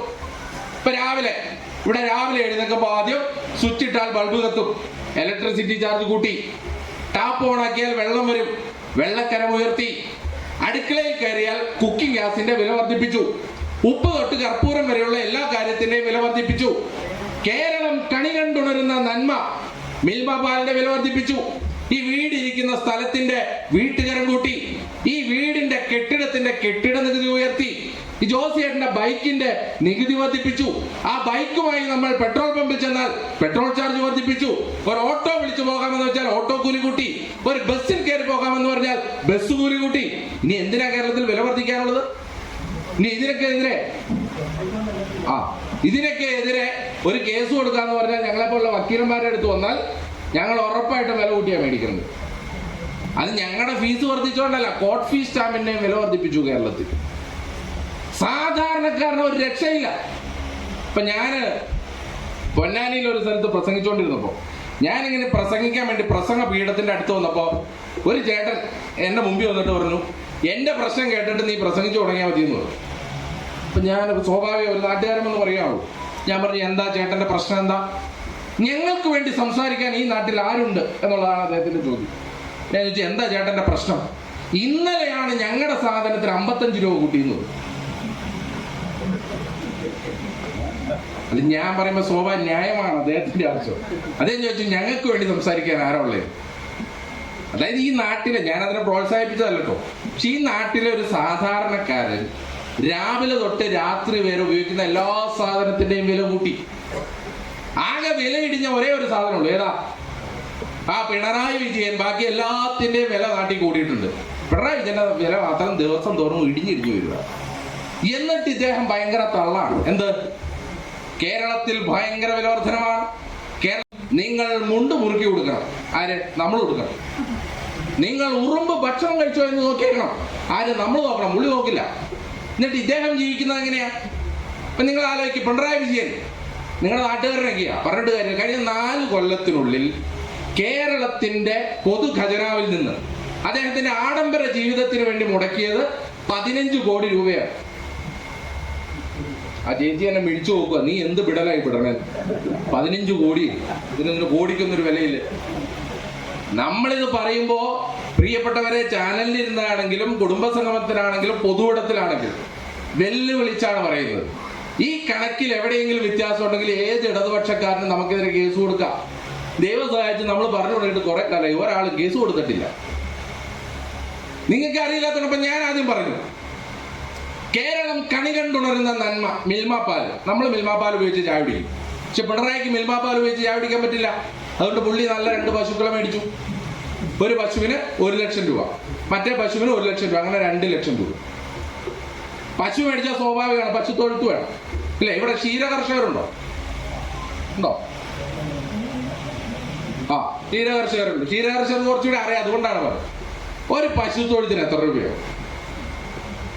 പശുത്തൊഴുത്തിന് ഇപ്പൊ നമ്മുടെ നാട്ടില് നമ്മളൊരു 50,000, 1 ലക്ഷം, 2 ലക്ഷം വേണ്ട, ഒരു AC ഉള്ള പശുത്തൊഴുത്തിന് 3 ലക്ഷം രൂപയ്ക്ക് പണിതെന്ന് വയ്ക്കും. AC ഒക്കെ ഉള്ള പശുക്കളല്ലേ, സൂചിപ്പിക്കട്ടെ, ഒരു AC ഉള്ള പശുത്തൊഴുത്ത്. പ്രിയപ്പെട്ടവരെ, നിങ്ങൾക്കറിയുമോ കേരളത്തിൽ ലൈഫ് മിഷൻ, ഇവിടെ പഞ്ചായത്ത് മെമ്പർമാർ ലൈഫ് മിഷനിൽ ഒരാൾക്ക് എത്ര കൊടുക്കും? 4 ലക്ഷം രൂപ. കേരളത്തിലെ മുഖ്യമന്ത്രിയുടെ വീട്ടിൽ, അതും ഏത് മുഖ്യമന്ത്രി? കണ്ണൂർ ജില്ലയിൽ നിന്നത് പറയണം. പാവപ്പെട്ടവന്റെ പാർട്ടി, തൊഴിലാളിയുടെ പാർട്ടി, കർഷകന്റെ പാർട്ടി, കർഷക തൊഴിലാളിയുടെ പാർട്ടി, പാടത്തും പരമത്തും പണിയെടുക്കുന്ന പട്ടിണി പാവങ്ങളുടെ പാർട്ടി. ഈ പാർട്ടിയുടെ മുഖ്യമന്ത്രിയുടെ വീട്ടിൽ ഒരു പശുത്തൊഴുത്ത് പണിതു വന്നപ്പോ വില 27 ലക്ഷം രൂപ. 27 ലക്ഷം രൂപ. ഇനി പശുത്തൊഴുത്ത് വേണമെങ്കിൽ എന്താ വേണ്ടേ? അല്ല, അതിനൊക്കെ ഉപരിയായിട്ടൊരു സാധനം വേണം, ചാണകക്കുഴി. ഒന്നാമത് മുഖ്യമന്ത്രിക്ക് ഇപ്പൊ ഈ ചാണകങ്ങളുമായിട്ടുള്ള ബന്ധം കൂടുതലാണ്. അതുകൊണ്ട് അദ്ദേഹം ചാണകക്കുഴി കൊണ്ടു. അവിടെയാണ് നിങ്ങൾ ശ്രദ്ധിക്കേണ്ടത്. ഞാൻ ഈ പറയുന്ന കള്ളക്കണക്കാണെങ്കിൽ നിങ്ങൾ തന്നെ എനിക്കെതിരെ കേസ് കൊടുക്കും. പ്രിയപ്പെട്ടവരെ, സർക്കാർ പുറത്തുവിട്ട കണക്കാണ് ഞാൻ പറയുന്നത്. ഒരു ലൈഫ് മിഷനിൽ സാധാരണക്കാരന് 4 ലക്ഷം രൂപയാണ് ഒരു വീട് കൊടുക്കുന്നതെങ്കിൽ മുഖ്യമന്ത്രിയുടെ വീട്ടിലെ ചാണകക്കുഴിക്ക് മുടക്കിയത് 5 ലക്ഷം രൂപയാണ്. അങ്ങനെ കേരളത്തിലെ മുഖ്യമന്ത്രിയും മക്കളും ചായ കുടിച്ച വകയിൽ നമുക്കുണ്ടായ നഷ്ടം 27 ലക്ഷം തൊഴുത്തിന്, 5 ലക്ഷം കുഴിക്ക്, 2 ലക്ഷം പശുവിന്, 34 ലക്ഷം രൂപ. എന്നിട്ട് പുള്ളി നമ്മളോട് പറയും, നിങ്ങളൊന്ന് മുണ്ട് മുറുക്കി കൊടുത്തേക്കണം വരും നമ്മള്. ഇനി അത് മാത്രമല്ല, മുഖ്യമന്ത്രിക്ക് നമ്മുടെ VS 102 വയസ്സായി. VS ഏതാണ്ട് 85 വയസ്സായപ്പോ കേരളത്തിന്റെ മുഖ്യമന്ത്രിയാവുന്നു. VS മുഖ്യമന്ത്രിയായപ്പോ ഈ ക്ലിഫ് ഹൗസ് 2 നിലയാണ്. VS പറഞ്ഞു, ഞങ്ങൾക്ക് ലിഫ്റ്റ് ഒന്നും വേണ്ട, ഞാൻ നടന്നു കയറിക്കോളാം, എനിക്കൊരു എക്സസൈസും ആവില്ലൊന്നും. പിണറായി വിജയൻ അവിടെ ചെന്ന് നോക്കിയപ്പോ പറഞ്ഞു, അയ്യോ 2 നില പറ്റില്ല, ലിഫ്റ്റ് വേണം. ലിഫ്റ്റിന് വേണ്ടി അന്ന് മുടക്കി 10-40 ലക്ഷം രൂപ. അപ്പോഴാണ് പുള്ളി നോക്കുമ്പോ, ഇങ്ങനെ പുറത്തേട്ട് നോക്കുമ്പോ അവിടെ ഒരു നീന്തൽ കുളം കാണുകയാണ്. ഏതാണ് ഈ നീന്തൽ കുളം? നിങ്ങൾ ഓർക്കുന്നില്ലേ? പണ്ട് നമ്മുടെ ലീഡർ ശ്രീ K കരുണാകരൻ ഒരു നീന്തൽക്കുളം പണിതപ്പോ എന്തൊക്കെയായിരുന്നു. ഒരു നീന്തൽക്കുളം പണിതത് എപ്പോഴാണ്? അദ്ദേഹത്തിന് ഗുരുതരമായ അപകടം ഉണ്ടായി. അവിടെ ഉണ്ടായപ്പോ ഡോക്ടർമാർ പറഞ്ഞു നീന്തുന്നത് നല്ല വ്യായാമമാണ്. അപ്പൊ ലീഡർ ആവുമ്പോ 1, 2, 3 ഇടപാടാണ്. അപ്പൊ തന്നെ നീന്തൽക്കുളം പണിതു. അന്ന് നിങ്ങളുടെ നാട്ടുകാരനായ നായനാരാണ് പ്രതിപക്ഷ നേതാവ്. പ്രതിപക്ഷ നേതാവിന്റെ വാക്കുകളാണ്, കരുണാകര ഭരണമെന്ന് മാറട്ടെ, താൻ കുളിച്ച ഈ കുളത്തിൽ പട്ടിയെ ഇറക്കി കുളിപ്പിക്കുമെന്ന് പറഞ്ഞിട്ട് കഴിഞ്ഞ ആഴ്ച പിണറായി വിജയൻ കുടുംബം കുളിച്ചോണ്ടിരിക്കുകയാണ്. ഇനി അത് പോട്ടെ, നിങ്ങൾക്കറിയാം ഈ നീന്തൽക്കുളം നവീകരിക്കാൻ എങ്ങനെയാ നവീകരണം? നിങ്ങൾ ഈ ബീച്ചിലൊക്കെ പോയിട്ടില്ലേ? കോവളത്തും മുഴപ്പിലങ്ങാടി ഇവിടെയൊക്കെ ബീച്ചിൽ പോകുമ്പോ ഈ മദാമ്മമാര് കിടക്കുന്ന കട്ടിൽ കണ്ടിട്ടില്ലേ? അതുപോലത്തെ 3 എണ്ണം പിടിപ്പിച്ചു. പിന്നെ കുളിച്ചു കഴിഞ്ഞിട്ട് ഒന്നോടെ കുളിക്കാൻ വേണ്ടിയുള്ള ഒരു കുളിമുറി, ഇതൊക്കെ കൂടി 10-60 ലക്ഷം രൂപ അതിന് കൊടുക്കും. മുഖ്യമന്ത്രിക്ക് കാറ് മോശം കാര്യമല്ല, നല്ല കാര്യമാണ്. കാരണം കേരളത്തിലെ മുഖ്യമന്ത്രി നല്ല വണ്ടിയിൽ നടക്കണം എന്നുള്ളത് നമ്മുടെ കൂടെ ആവശ്യമാണ്. കേരളത്തിലെ മുഖ്യമന്ത്രിയല്ലേ. അപ്പൊ അദ്ദേഹം പറഞ്ഞു, എനിക്ക് കാറ് വേണം. ഓക്കെ. കറുത്ത നിറത്തിൽ വേണം. ഓക്കെ. 1 പോരാ, 3 എണ്ണം വേണം. അതെന്നെന്തിനാ? അപ്പോഴാണ് പറഞ്ഞത്, ഇയാൾ ഏതെങ്കിലും പോകുമ്പോ നമ്മുടെ കുട്ടികൾ കരിങ്കൊടി കാണിച്ചാൽ കരിങ്കൊടി കാണിക്കുന്നവരുടെ തലക്കടിക്കാൻ വേണ്ടി കുറെ കിങ്കരന്മാരെ കൊണ്ടു കിടക്കുന്നുണ്ട്, അവന്മാർക്കും വേണം കാർ. അങ്ങനെ അതും ഒക്കെ പറഞ്ഞു. അങ്ങനെ 3 ഇന്നോവ ക്രിസ്റ്റ കാർ മേടിച്ചു. 1 ലക്ഷം രൂപ 3 കാർ മേടിച്ചു. 3 മാസം കഴിഞ്ഞില്ല, നമ്മുടെ മന്ത്രി അബ്ദുറഹ്മാൻ ഒരു ദിവസം ഈ കിയ കമ്പനിയുടെ കാർണിവൽ എന്ന് പറയുന്ന കാറാണ്, ഈ കാർണിവലായിട്ട് ഒരു ദിവസം ക്ലിഫ് ഹൗസിൽ ചെന്നു. അപ്പൊ മുഖ്യമന്ത്രി നോക്കിയപ്പോ പറഞ്ഞു, അല്ല സൂപ്പർ വണ്ടി, നല്ല പളവളത്ത സീറ്റാണ്, പടപടക്കണ AC ആണ്, നല്ല കറുത്ത നിറമാണ്. മുഖ്യമന്ത്രി പറഞ്ഞു, ആ 3 ഇന്നോവ അങ്ങ് മാറ്റിയിട്ട് 3 കാർണിവൽ ഇങ്ങ് പോട്ടെ എന്ന് പറഞ്ഞു. 1.25 കോടി രൂപ അതിനും മുടക്കി. ഏത് മുഖ്യമന്ത്രിയാണെന്ന് ഓർക്കണം. പണ്ട് ലീഡർ ശ്രീ K കരുണാകരൻ അദ്ദേഹത്തിന് പൈലറ്റ് പോകാൻ 5 വാഹനങ്ങൾ ഉണ്ടായിരുന്നു എന്ന് പറഞ്ഞ് കേരളത്തിൽ ഹർത്താൽ നടത്തിയ പാർട്ടിയുടെ മുഖ്യമന്ത്രിയായ പിണറായി വിജയൻ ഇന്ന് പോകുന്നത് 42 വണ്ടിയുടെ അകമ്പടിയോട് കൂടിയിട്ടാണ്. ആ മുഖ്യമന്ത്രി അങ്ങനെ കാറ് മേടിച്ചു. അത് കഴിഞ്ഞപ്പോഴാണ് പുള്ളിക്കൊരു ആഗ്രഹം, ഈ കാസർഗോഡ് നിന്ന് തിരുവനന്തപുരത്തേക്ക് ഒരു യാത്ര നടത്തും. യാത്രയ്ക്ക് പേരിട്ടു നവകേരള യാത്ര സദസ്. അപ്പൊ നവകേരള സദസ് വേണം. അപ്പൊ കേരളത്തിലെ ഗതാഗത വകുപ്പ് മന്ത്രി പറഞ്ഞു, ഒരുപാട് ലോ ഫ്ലോർ ബസ് കിടക്കുന്നുണ്ട്, ഒരു ലോ ഫ്ലോർ ബസ് എടുക്കാൻ. അത് പറ്റില്ല, പുതിയ ബസ്. അങ്ങനെ പുതിയൊരു ബസ്. അപ്പോ പത്രക്കാർ നമ്മുടെ AK ബാലൻ മന്ത്രിയോട് ചോദിച്ചു, എന്താണ് ഈ പുതിയ ബസ്സിന്റെ പ്രത്യേകത? ആ ബാലൻ മന്ത്രി പറഞ്ഞു, അതാണ് ഇതിന്റെ പ്രത്യേകത. ഇത് സാധാരണ ബസ്സല്ല. ഈ ബസ് കാസർഗോഡ് നിന്ന് തിരുവനന്തപുരം വരെ യാത്ര നടത്തി ഈ മന്ത്രിമാരെയൊക്കെ അങ്ങ് ഇറക്കി നേരെ മ്യൂസിയത്തിൽ അങ്ങ് കൊണ്ടുവച്ചാൽ മതി. നാട്ടുകാരെല്ലാം ക്യൂ നിൽക്കും. എന്തിന്? ഈ ബസ് കാണാനേ. കാരണം എന്താ? പിന്നെ ഇവരുടെയൊക്കെ ആസനം പറഞ്ഞ ബസ് നമ്മൾ പോയി കാണണല്ലോ. എന്നിട്ട് കാസർഗോഡ് നിന്ന് യാത്ര ആരംഭിച്ച് തിരുവനന്തപുരത്തെത്തി മുഖ്യമന്ത്രിയെയും 21 മന്ത്രിമാരെ എന്ന് പറഞ്ഞാൽ ആലിബാബയെ 21 കള്ളന്മാർ ഇവർ ഇറക്കി വിട്ട് കഴിഞ്ഞ് മ്യൂസിയത്തിൽ ചെന്ന് നോക്കിയപ്പോൾ ബസ് കണ്ടില്ല. തമ്പാനൂർ ബസ് സ്റ്റാൻഡിൽ പോയി നോക്കി, അവിടെയും ബസ് കണ്ടില്ല. ബസ് കാണുന്നത് കോഴിക്കോട് KSRTCയുടെ കട്ടപ്പുറത്തിരിക്കുന്ന കാണുന്നത്. ആ ബസ്സിന് വേണ്ടി മുടക്കി 2 കോടി രൂപ. അവസാനം മുഖ്യമന്ത്രി ഒരു തീരുമാനം. എന്താ തീരുമാനം എന്നറിയോ? ഇനി റോട്ടിലൂടെ യാത്രയില്ല. കാരണം റോട്ടിലൂടെ എവിടെ യാത്ര ചെയ്താലും കരിങ്കൊടിയാണ്. മാസം 80 ലക്ഷം രൂപ മുടക്കി. പ്രിയപ്പെട്ടവർ, ഈ കണക്ക് നിങ്ങൾ ശ്രദ്ധിച്ചു കേട്ട് എവിടെ വേണമെങ്കിലും പറഞ്ഞു. മാസം 80 ലക്ഷം രൂപ മുടക്കി, വർഷം 10 കോടി രൂപ മുടക്കി. ഇപ്പൊ ഹെലികോപ്റ്റർ വാടകയ്ക്ക് എടുത്തിരിക്കുക. എന്തിനാണ്? നാട്ടുകാരെ കാണാതിരിക്കാൻ വേണ്ടി. ഇത്രയും ആഡംബര ജീവിതം നയിച്ചിട്ട് മൂപ്പര് വന്ന് പിന്നെ ഒരു തള്ളാണ്. എന്താ തള്ള്? നിങ്ങൾ മുണ്ട് മുറുക്കി കൊടുക്കണം. ആര്? നിങ്ങൾ കൊടുക്കണം, പുള്ളി കൊടുക്കില്ല. നിങ്ങൾ ഉറുമ്പ് ഭക്ഷണം കഴിച്ചോ എന്ന് നോക്കിയേക്കണം. കാരണം എന്താ? വലിയ സാമ്പത്തിക പ്രതിസന്ധിയാണ്. പ്രിയപ്പെട്ടവരെ, ഈ കാപ്പട്ടി എന്ന് പറഞ്ഞ ഭരണാധികാരിക്കെതിരെയുള്ള വിലയിരുത്തലായിരിക്കണം കേരളത്തിലെ പൊതുജനവിധി എന്നുള്ളിടത്താണ് നമ്മുടെ ഈ കുടുംബ സംഗമങ്ങളുടെ പ്രസക്തി ഇരിക്കുന്നത്. ഇപ്പൊ നമുക്കറിയാം കേരളത്തിലെ ആരോഗ്യ മേഖലയുടെ അവസ്ഥ. നമ്പർ 1 കേരളമാണ്. മുഖ്യമന്ത്രി അങ്ങ് തള്ളുവാണ്. എന്താ പറഞ്ഞേ? ഒരു ദിവസം എന്നോട് ഒരു അമേരിക്കയിലെ പ്രവാസി പറഞ്ഞു, എനിക്ക് കേരളത്തിൽ വന്നൊന്ന് ചികിത്സിക്കണം. എവിടെ? കോട്ടയം മെഡിക്കൽ കോളേജിൽ. അവിടെ ഒന്ന് ചികിത്സിച്ച് എൻ്റെ രോഗം ഭേദമാക്കണം. കാരണം കേരളത്തിലെ മെഡിക്കൽ കോളേജുകളുടെ അവസ്ഥ എന്ന് പറഞ്ഞാൽ അമേരിക്കയെ തോൽപ്പിക്കും വിധമാണ്. ഈ പ്രസംഗം കഴിഞ്ഞ ഉടനെ അമേരിക്കയ്ക്ക് വണ്ടി കയറി പോയി. ആര്? മുഖ്യമന്ത്രി. ഇനി അത് പോരാനായിട്ട് മന്ത്രിമാർ എല്ലാവരും പറയും കേരളം നമ്പർ 1 ആണ്, 1ാം സ്ഥാനത്ത് കേരളമാണ്. അതിന്റെ കൂടെ പാവപ്പെട്ടവരാണ് ഈ സജി ചെറിയാൻ. സത്യം മാത്രമേ പറയുള്ളൂ. പുള്ളി പറയാണ്, അയ്യോ 2019 ഞാനൊന്ന് മെഡിക്കൽ കോളേജിൽ പോയി, അവിടുന്ന് ജീവനം കൊണ്ട് ഓടിയാ രക്ഷോട്ടെ, ഇല്ലെങ്കിൽ ഞാൻ അവിടെ കിടന്ന് ചത്തു പോക്കട്ടെ. അന്ന് ആരാ മന്ത്രി എന്ന് കൂടി ഓർക്കണം. ഈ കേരളം മുഴുവൻ PR വർക്കായിരുന്നു. ആര്? അയ്യോ അമ്മയില്ലെങ്കിൽ, ടീച്ചറമ്മ ഇല്ലെങ്കിൽ കേരളം തകട പൊടിച്ചു ആയിക്കൊണ്ടേന്ന് പറഞ്ഞു. ആ മന്ത്രിനെ കുറിച്ചാണ് സ്വന്തം മന്ത്രിസഭയിലെ മറ്റൊരു മന്ത്രി പറഞ്ഞേ, മെഡിക്കൽ കോളേജിൽ ഞാൻ കിടന്നപ്പോ അവിടെ ചികിത്സ കിട്ടാതെ അമൃത ആശുപത്രിയിൽ പോയതുകൊണ്ടാണ് ഞാൻ എൻ്റെ ജീവിതം രക്ഷപ്പെട്ടത് എന്ന് ഒരു മന്ത്രി തന്നെ പറഞ്ഞത്. അപ്പോ നമ്പർ 1 കേരളത്തിന്റെ അവസ്ഥ എന്താണെന്നുള്ളത് ഈ സംസ്ഥാന മന്ത്രിസഭയിൽ തന്നെയുണ്ട്. അപ്പൊ നമുക്കറിയാം, ഇവിടെ കോട്ടയം മെഡിക്കൽ കോളേജിൽ ഞങ്ങൾ ബിന്ദു എന്ന് പറയുന്ന ആ വീട്ടമ്മയുടെ വീട്ടിൽ പോയി. ഒരു തേച്ചിട്ടില്ലാത്ത, പണി പൂർത്തീകരിക്കാത്ത ഒരു വീട്. ആ വീട്ടമ്മ ആ തലയോലപ്പറമ്പിലെ ഒരു ടെക്സ്റ്റൈൽ ഷോപ്പിൽ അവിടെ സെയിൽസ് വുമണായിട്ട് ജോലിയെടുക്കുകയാണ്. അവർ ജോലിയെടുത്താണ് 2 മക്കളെ പഠിപ്പിച്ചു വളർത്തിയത്. അതിൽ ഒരു മകനുണ്ട്. ആ മകനെ പഠിപ്പിച്ചു വളർത്തി അവനൊരു ജോലി കിട്ടി. മകള് നേഴ്സിംഗിന്റെ അവസാന വർഷ വിദ്യാർത്ഥിനിയാണ്.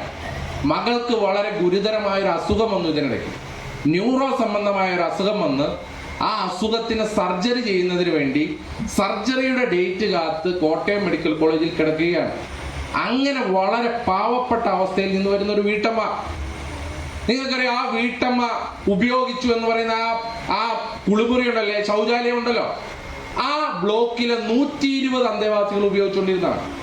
2014 ഉമ്മൻചാണ്ടി സർക്കാരുള്ള കാലത്ത് ഇത് പൊളിച്ചു നീക്കാനുള്ള നടപടിക്രമങ്ങൾ ആരംഭിക്കണം എന്ന് പറഞ്ഞ കെട്ടിടമാണ് 2025 പ്രവർത്തിച്ചുകൊണ്ടിരിക്കുക. ഒരു ബോർഡ് എന്നാൽ ഇത് ഉപയോഗിക്കരുത് എന്ന് പറഞ്ഞ് അവിടെ എഴുതി വെച്ചിട്ടില്ല. അപ്പൊ നിങ്ങൾ പറ, നിങ്ങൾ ഒരു മെഡിക്കൽ കോളേജിൽ പോയി, നിങ്ങൾ അവിടുത്തെ ഓപ്പണായി കിടക്കുന്ന ഒരു ശുചിമുറി ഉപയോഗിച്ചു. ആ ശുചിമുറി പൊളിഞ്ഞു വീണ് നിങ്ങൾക്കൊരു അപകടം പറ്റി. അത് നിങ്ങളുടെ കുഴപ്പമാണോ? അത് ഈ സർക്കാരിന്റെ കുഴപ്പമല്ലേ? സർക്കാരല്ലേ അതിന്റെ ഉത്തരവാദികൾ? ആ സർക്കാരല്ലേ ആ മരണത്തിന്റെ കാരണക്കാർ? ഇതല്ലേ നമ്മൾ പറഞ്ഞത്? ഒരു ശുചിമുറി അവിടെ ഒരു ബോർഡ് എഴുതി വെക്കണ്ടേ? എന്നാൽ ഇത് ഉപയോഗിക്കരുത് എന്ന് പറഞ്ഞു. ആ ശുചിമുറി മുഴുവൻ പൊളിഞ്ഞ് താഴെ വീണ് ഈ സിമന്റ് കൂമ്പാരം കൂടിയിരിക്കുന്നതിന് മുമ്പിൽ 2 മന്ത്രിമാർ വന്ന് പത്രസമ്മേളനം നടത്തുകയാണ്. എന്താ പത്രസമ്മേളനം? കേരള നമ്പർ 1 ആണ്. ഇതും പറഞ്ഞ് അരമണിക്കൂർ പത്രസമ്മേളനമാണ്. ഈ പത്രസമ്മേളനം നടക്കുന്നതിനിടയിൽ ആ വീട്ടമ്മ ആ പൊളിഞ്ഞു വീണ കെട്ടിടത്തിന്റെ അടിയിൽ ശ്വാസത്തിന് വേണ്ടി തേങ്ങുകയാണ്. നിങ്ങൾക്കറിയോ, ആ വീട്ടമ്മയുടെ മകൻ ആദ്യത്തെ ശമ്പളം കിട്ടി സർപ്രൈസായി അമ്മയ്ക്ക് ഒരു സമ്മാനം കൊടുക്കാൻ വരുമ്പോ സ്വന്തം അമ്മയെ കാണാതെ ചാണ്ടി ഉമ്മൻ MLA അടുത്ത് പറയുകയാണ്, എന്റെ അമ്മ ആ ശുചിമുറിയിലേക്ക് പോയതാണ്, പക്ഷെ ഇതുവരെ തിരിച്ചു വന്നിട്ടില്ല, ഒന്ന് അന്വേഷിക്കണമെന്ന് പറയുകയാണ്. ആ രോഗക്കിടക്കയിൽ കിടക്കുന്ന മകള് പറയാണ്, അമ്മയുടെ ഫോണിൽ വിളിച്ചു, ബെല്ലടിക്കുന്നുണ്ട്, പക്ഷെ അമ്മ ഫോൺ എടുക്കുന്നില്ല, ഒന്ന് സാറ് നോക്കണമെന്ന് പറയാണ്. ചാണ്ടി ഉമ്മൻ MLA അവിടെ നിന്ന് ഉദ്യോഗസ്ഥരോട് പറഞ്ഞു, നിങ്ങൾ ഈ കൂമ്പാരത്തിന്റെ അടിയിൽ നോക്കണം, അവിടെ ആളുണ്ടോ എന്ന് സംശയമുണ്ട്. അങ്ങനെ 10:30 നടന്ന സംഭവത്തിൽ 12:15 ചാണ്ടി ഉമ്മൻ ഇടപെട്ടപ്പോഴാണ് ഒരു JCB അവിടെ വരുന്നത്. ആ JCB നോക്കി കഴിയുമ്പോഴാണ് ഈ വീട്ടമ്മയുടെ മൃതദേഹം ലഭിക്കുന്നത്. പ്രിയപ്പെട്ടവരെ, ഈ കൊലയ്ക്ക് ഉത്തരവാദി ആരാണ്? അത് സ്റ്റേറ്റ് സ്പോൺസേഡ് കൊലപാതകമല്ലേ? ആ 2 മന്ത്രിമാർ അവരുടെ ഉത്തരവാദിത്ത രാഹിത്യത്തിന്റെ പ്രതിഫലമല്ലേ ആ വീട്ടമ്മയുടെ കൊലപാതകം? ഇതാണ് കേരളത്തിലെ പ്രതിപക്ഷ സംഘടനകൾ ചോദിക്കുന്നത്. അപ്പൊ ആരോഗ്യ കേരളം നമ്പർ 1 ആണ്, ഞങ്ങൾ സൂപ്പറാണ് എന്ന് പറഞ്ഞിട്ട് വല്ല കാര്യമുണ്ടോ?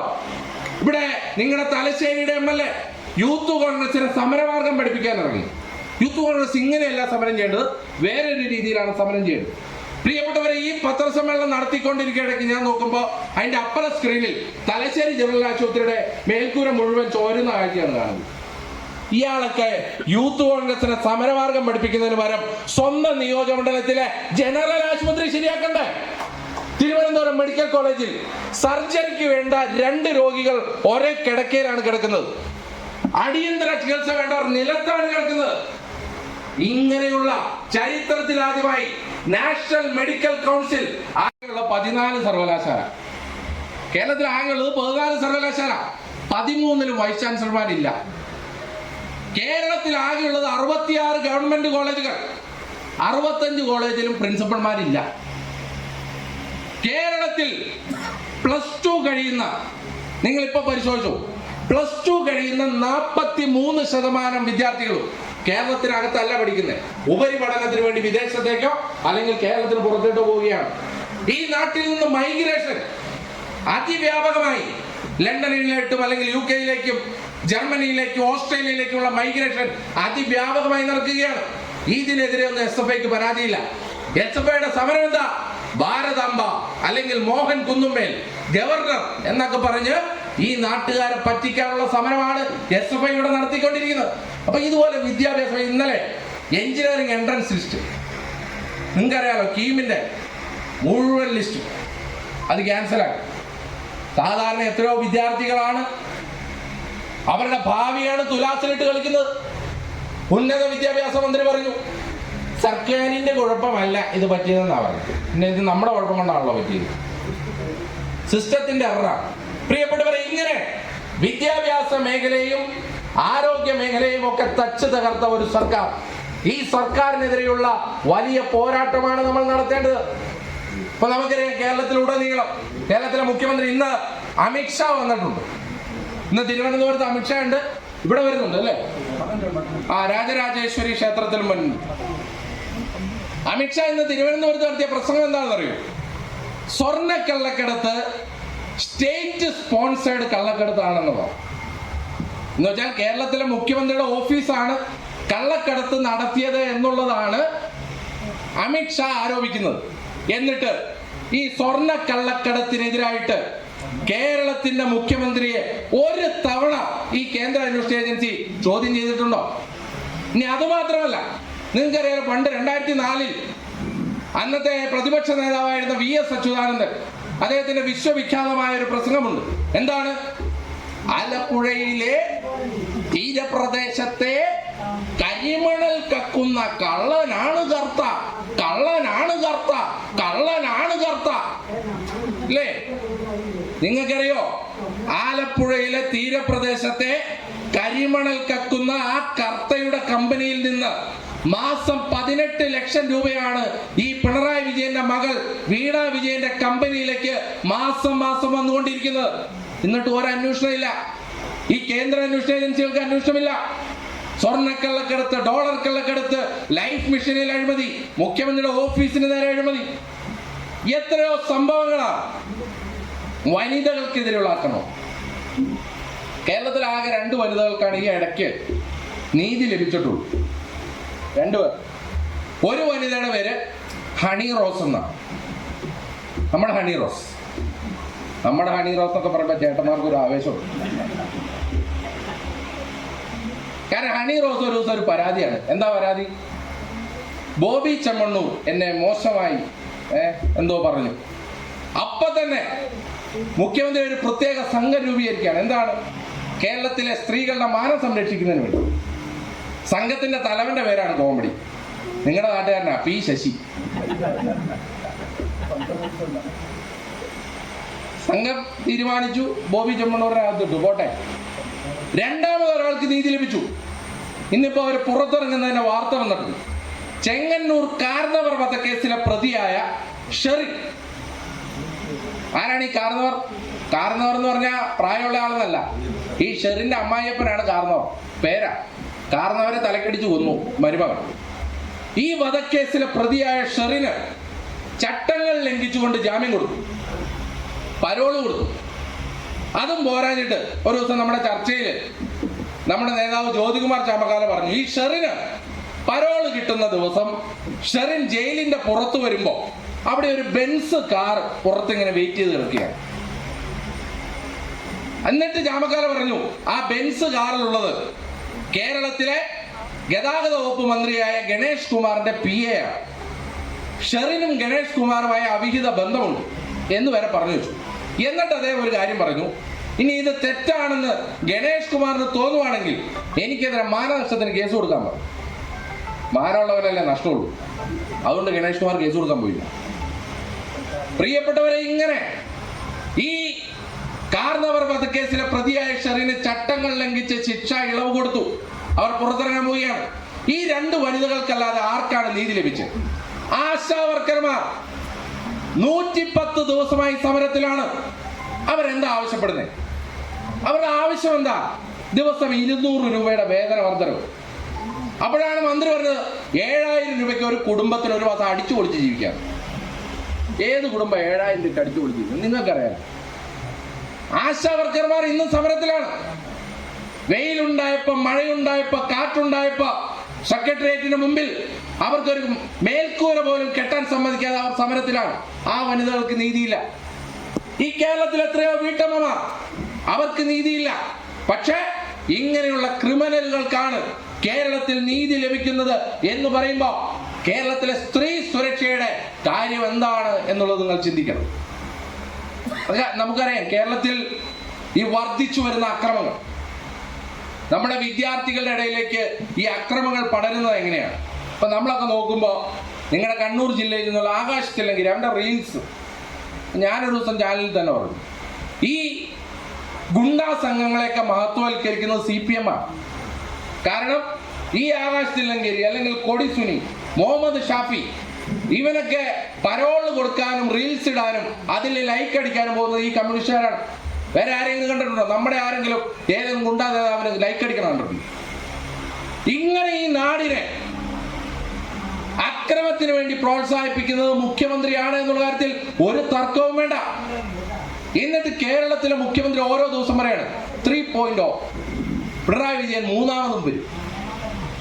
ഇതിങ്ങനെ പറഞ്ഞുകൊണ്ടിരിക്കണം എന്നുള്ളതാണ് നമ്മുടെ ആവശ്യം. കാരണം എന്താണെന്നറിയോ?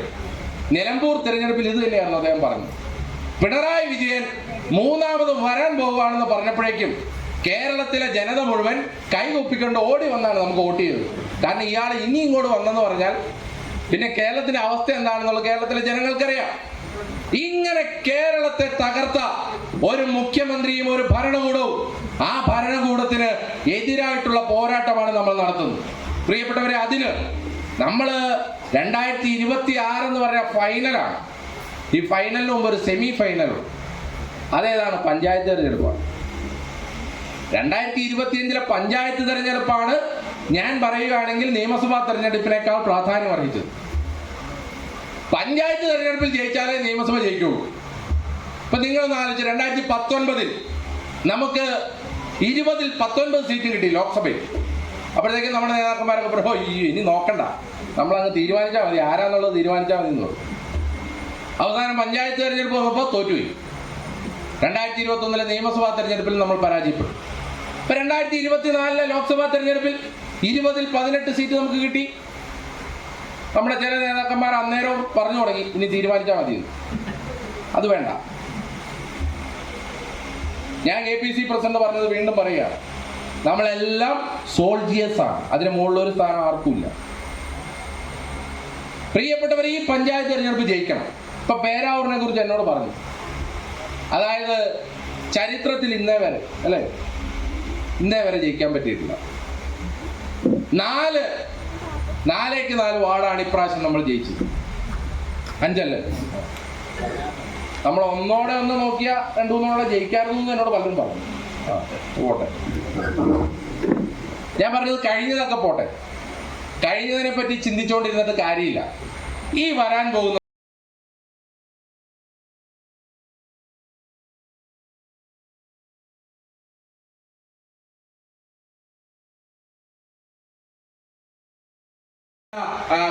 മറ്റ് ജില്ലകളിലേക്ക് വരികയാണ്. ഇങ്ങനെ കേരളത്തിലെ കോൺഗ്രസ് പ്രസ്ഥാനത്തിന് അതിശക്തമായി നേതൃത്വം കൊടുക്കുന്ന നമ്മുടെയൊക്കെ പ്രസിഡന്റ് പ്രിയപ്പെട്ട അഡ്വക്കേറ്റ് സണ്ണി ജോസഫ് അവർക്ക് എല്ലാവിധ ഹൃദയാഭിവാദ്യങ്ങളും നേർന്നുകൊണ്ട് ഈ പേരാവൂരിന്റെ മണ്ണിൽ ഈ മികച്ച കുടുംബ സംഗമത്തിൽ വളരെ നേരത്തെ തന്നെ കൃത്യസമയത്ത് വരുവാനും പങ്കെടുക്കാനും സാധിച്ചതിൽ എല്ലാവിധ നന്ദി ഇതിന്റെ സംഘാടകരോട് അറിയിച്ചുകൊണ്ട് നിർത്തുന്നു. നന്ദി, നമസ്കാരം. ജയ് ഹിന്ദ്, ജയ് ഇന്ത്യൻ നാഷണൽ കോൺഗ്രസ്. ഗാന്ധി കുടുംബ സംഗമം ഉദ്ഘാടനം ചെയ്യേണ്ടത് നമ്മുടെ KPCC പ്രസിഡന്റ്, നമ്മുടെ പ്രിയങ്കരനായ MLA സണ്ണി ജോസഫാണ്.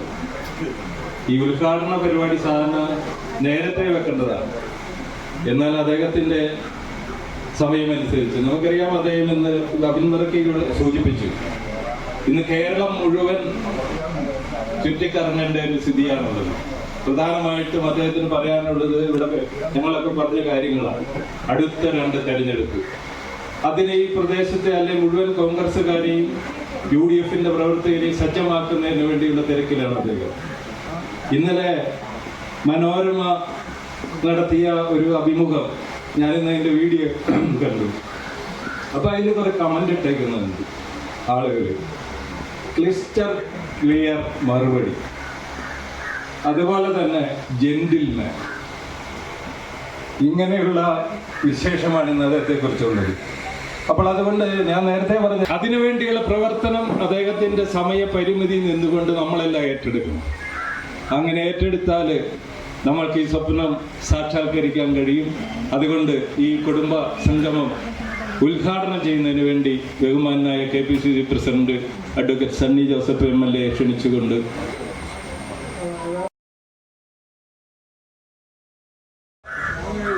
അധ്യക്ഷൻ മാത്യു എടത്താഴെ ഇവിടെ ആവേശകരമായിട്ട് എന്നെക്കുറിച്ച് മാത്രമല്ല പാർട്ടിയെക്കുറിച്ച് പ്രസംഗിച്ച് നമ്മളെ എല്ലാവരെയും കൂടുതൽ കരുത്തരാക്കി മാറ്റിയ നമ്മളുടെ യുവജന പ്രസ്ഥാനത്തിൻ്റെ ബഹുമാന്യനായ നേതാവ്, നാളെയുടെ പ്രതീക്ഷ അബിൻ വർക്കി, ജില്ലാ കോൺഗ്രസ് കമ്മിറ്റി ഭാരവാഹികൾ Baiju master, Sudeep James, block president, ജില്ലാ പഞ്ചായത്ത് അംഗവുമായ ജൂബിലി ചാക്കോ, പ്രിയപ്പെട്ട DCC മെമ്പറും തൊണ്ടിയിൽ ബാങ്ക് പ്രസിഡന്റുമായ സണ്ണി, മണ്ഡലം പ്രസിഡന്റ് ഷഫീർ, ബ്ലോക്ക് ഭാരവാഹികൾ രാജീവൻ, മാത്യു, അതുപോലെ തന്നെ സുഭാഷ് മാസ്റ്റർ, പ്രിയമുള്ള സഹപ്രവർത്തകരെ, നല്ലവരായ സഹോദരി സഹോദരന്മാരെ, സ്നേഹമുള്ള കുട്ടികളെ, ഞാൻ ദീർഘിച്ച പ്രസംഗത്തിലേക്ക് പോകുന്നില്ല.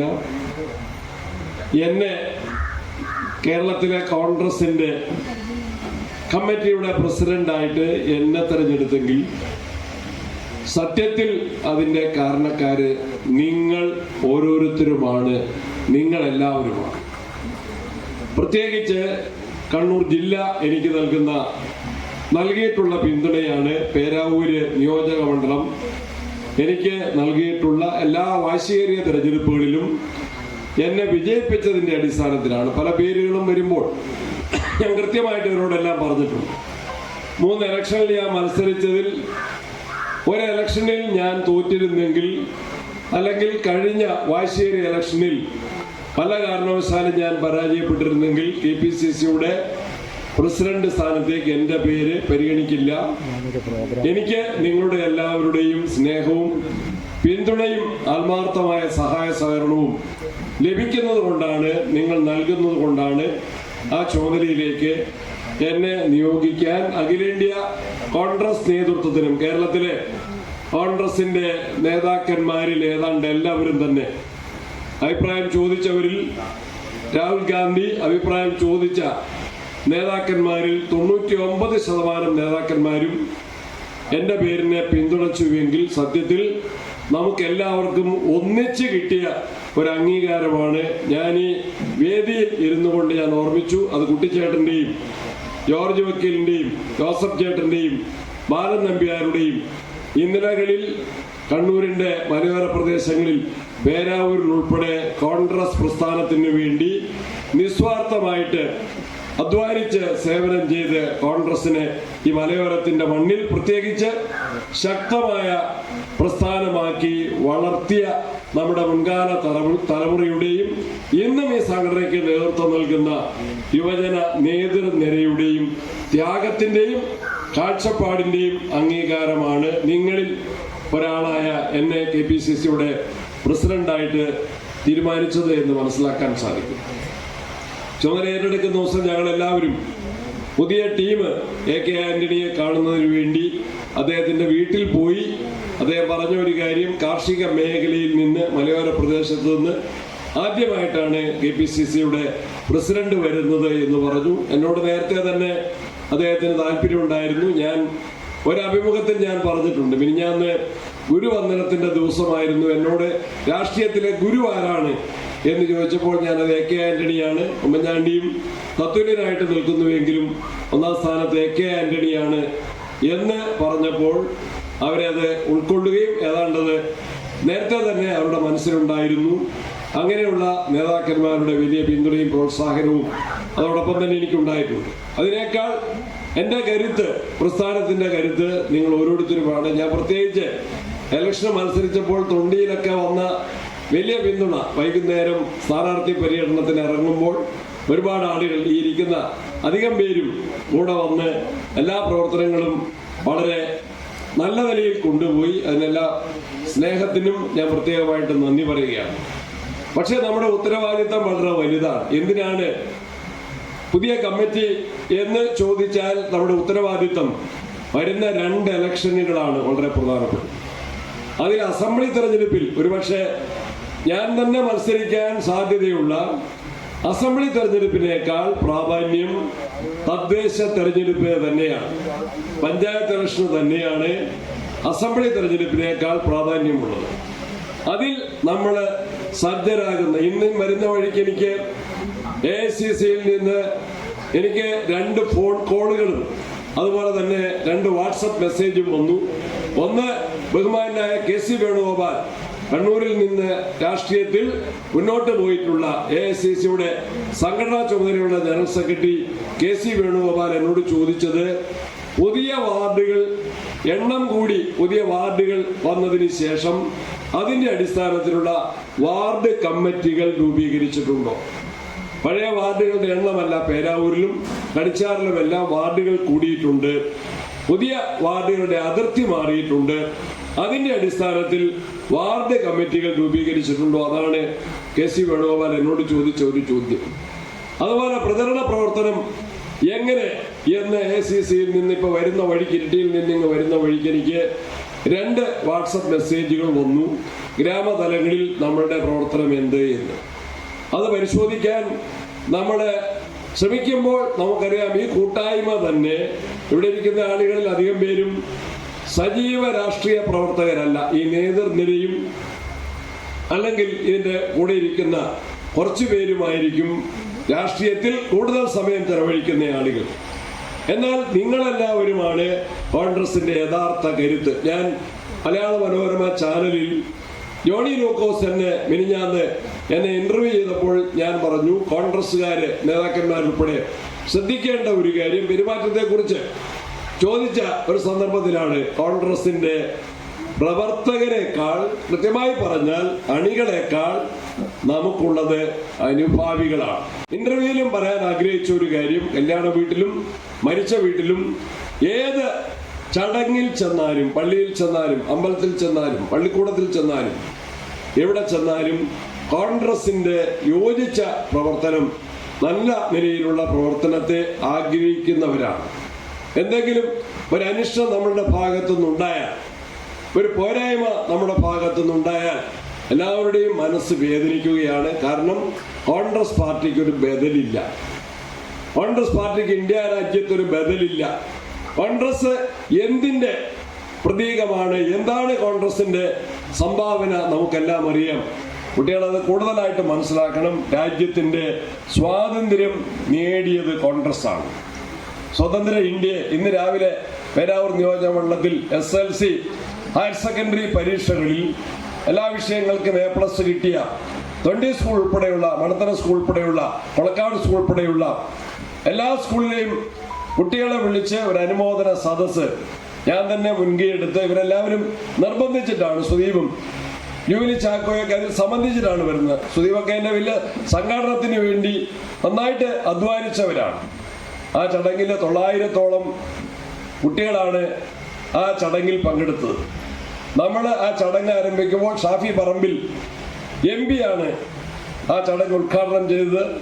ആ ചടങ്ങിൽ നമ്മൾ ആദ്യമേ തന്നെ ഇന്ത്യയുടെ ഭരണഘടനയുടെ ആമുഖം, ഇന്ത്യയിലെ ജനങ്ങളായി നമ്മൾ തീരുമാനിക്കുന്നു, ഇന്ത്യയെ ഒരു സ്വതന്ത്ര രാജ്യമായി, ജനാധിപത്യ രാജ്യമായി, മതേതര രാജ്യമായി ഇന്ത്യയെ സൃഷ്ടിക്കാൻ നമ്മൾ തീരുമാനിക്കുന്നു. അതാണ് ഭരണഘടനയുടെ ആമുഖം. അത് മാറ്റാനാണ് ഇപ്പോൾ BJP ശ്രമിക്കുന്നത്. ആ ഭരണഘടനയുടെ ആമുഖം നമ്മുടെ കുട്ടികളെ കൊണ്ട്, 1000-ഓളം വരുന്ന കുട്ടികളെ കൊണ്ട് ചൊല്ലിച്ചിട്ടാണ് നമ്മൾ ആ പരിപാടി തുടങ്ങിയത്.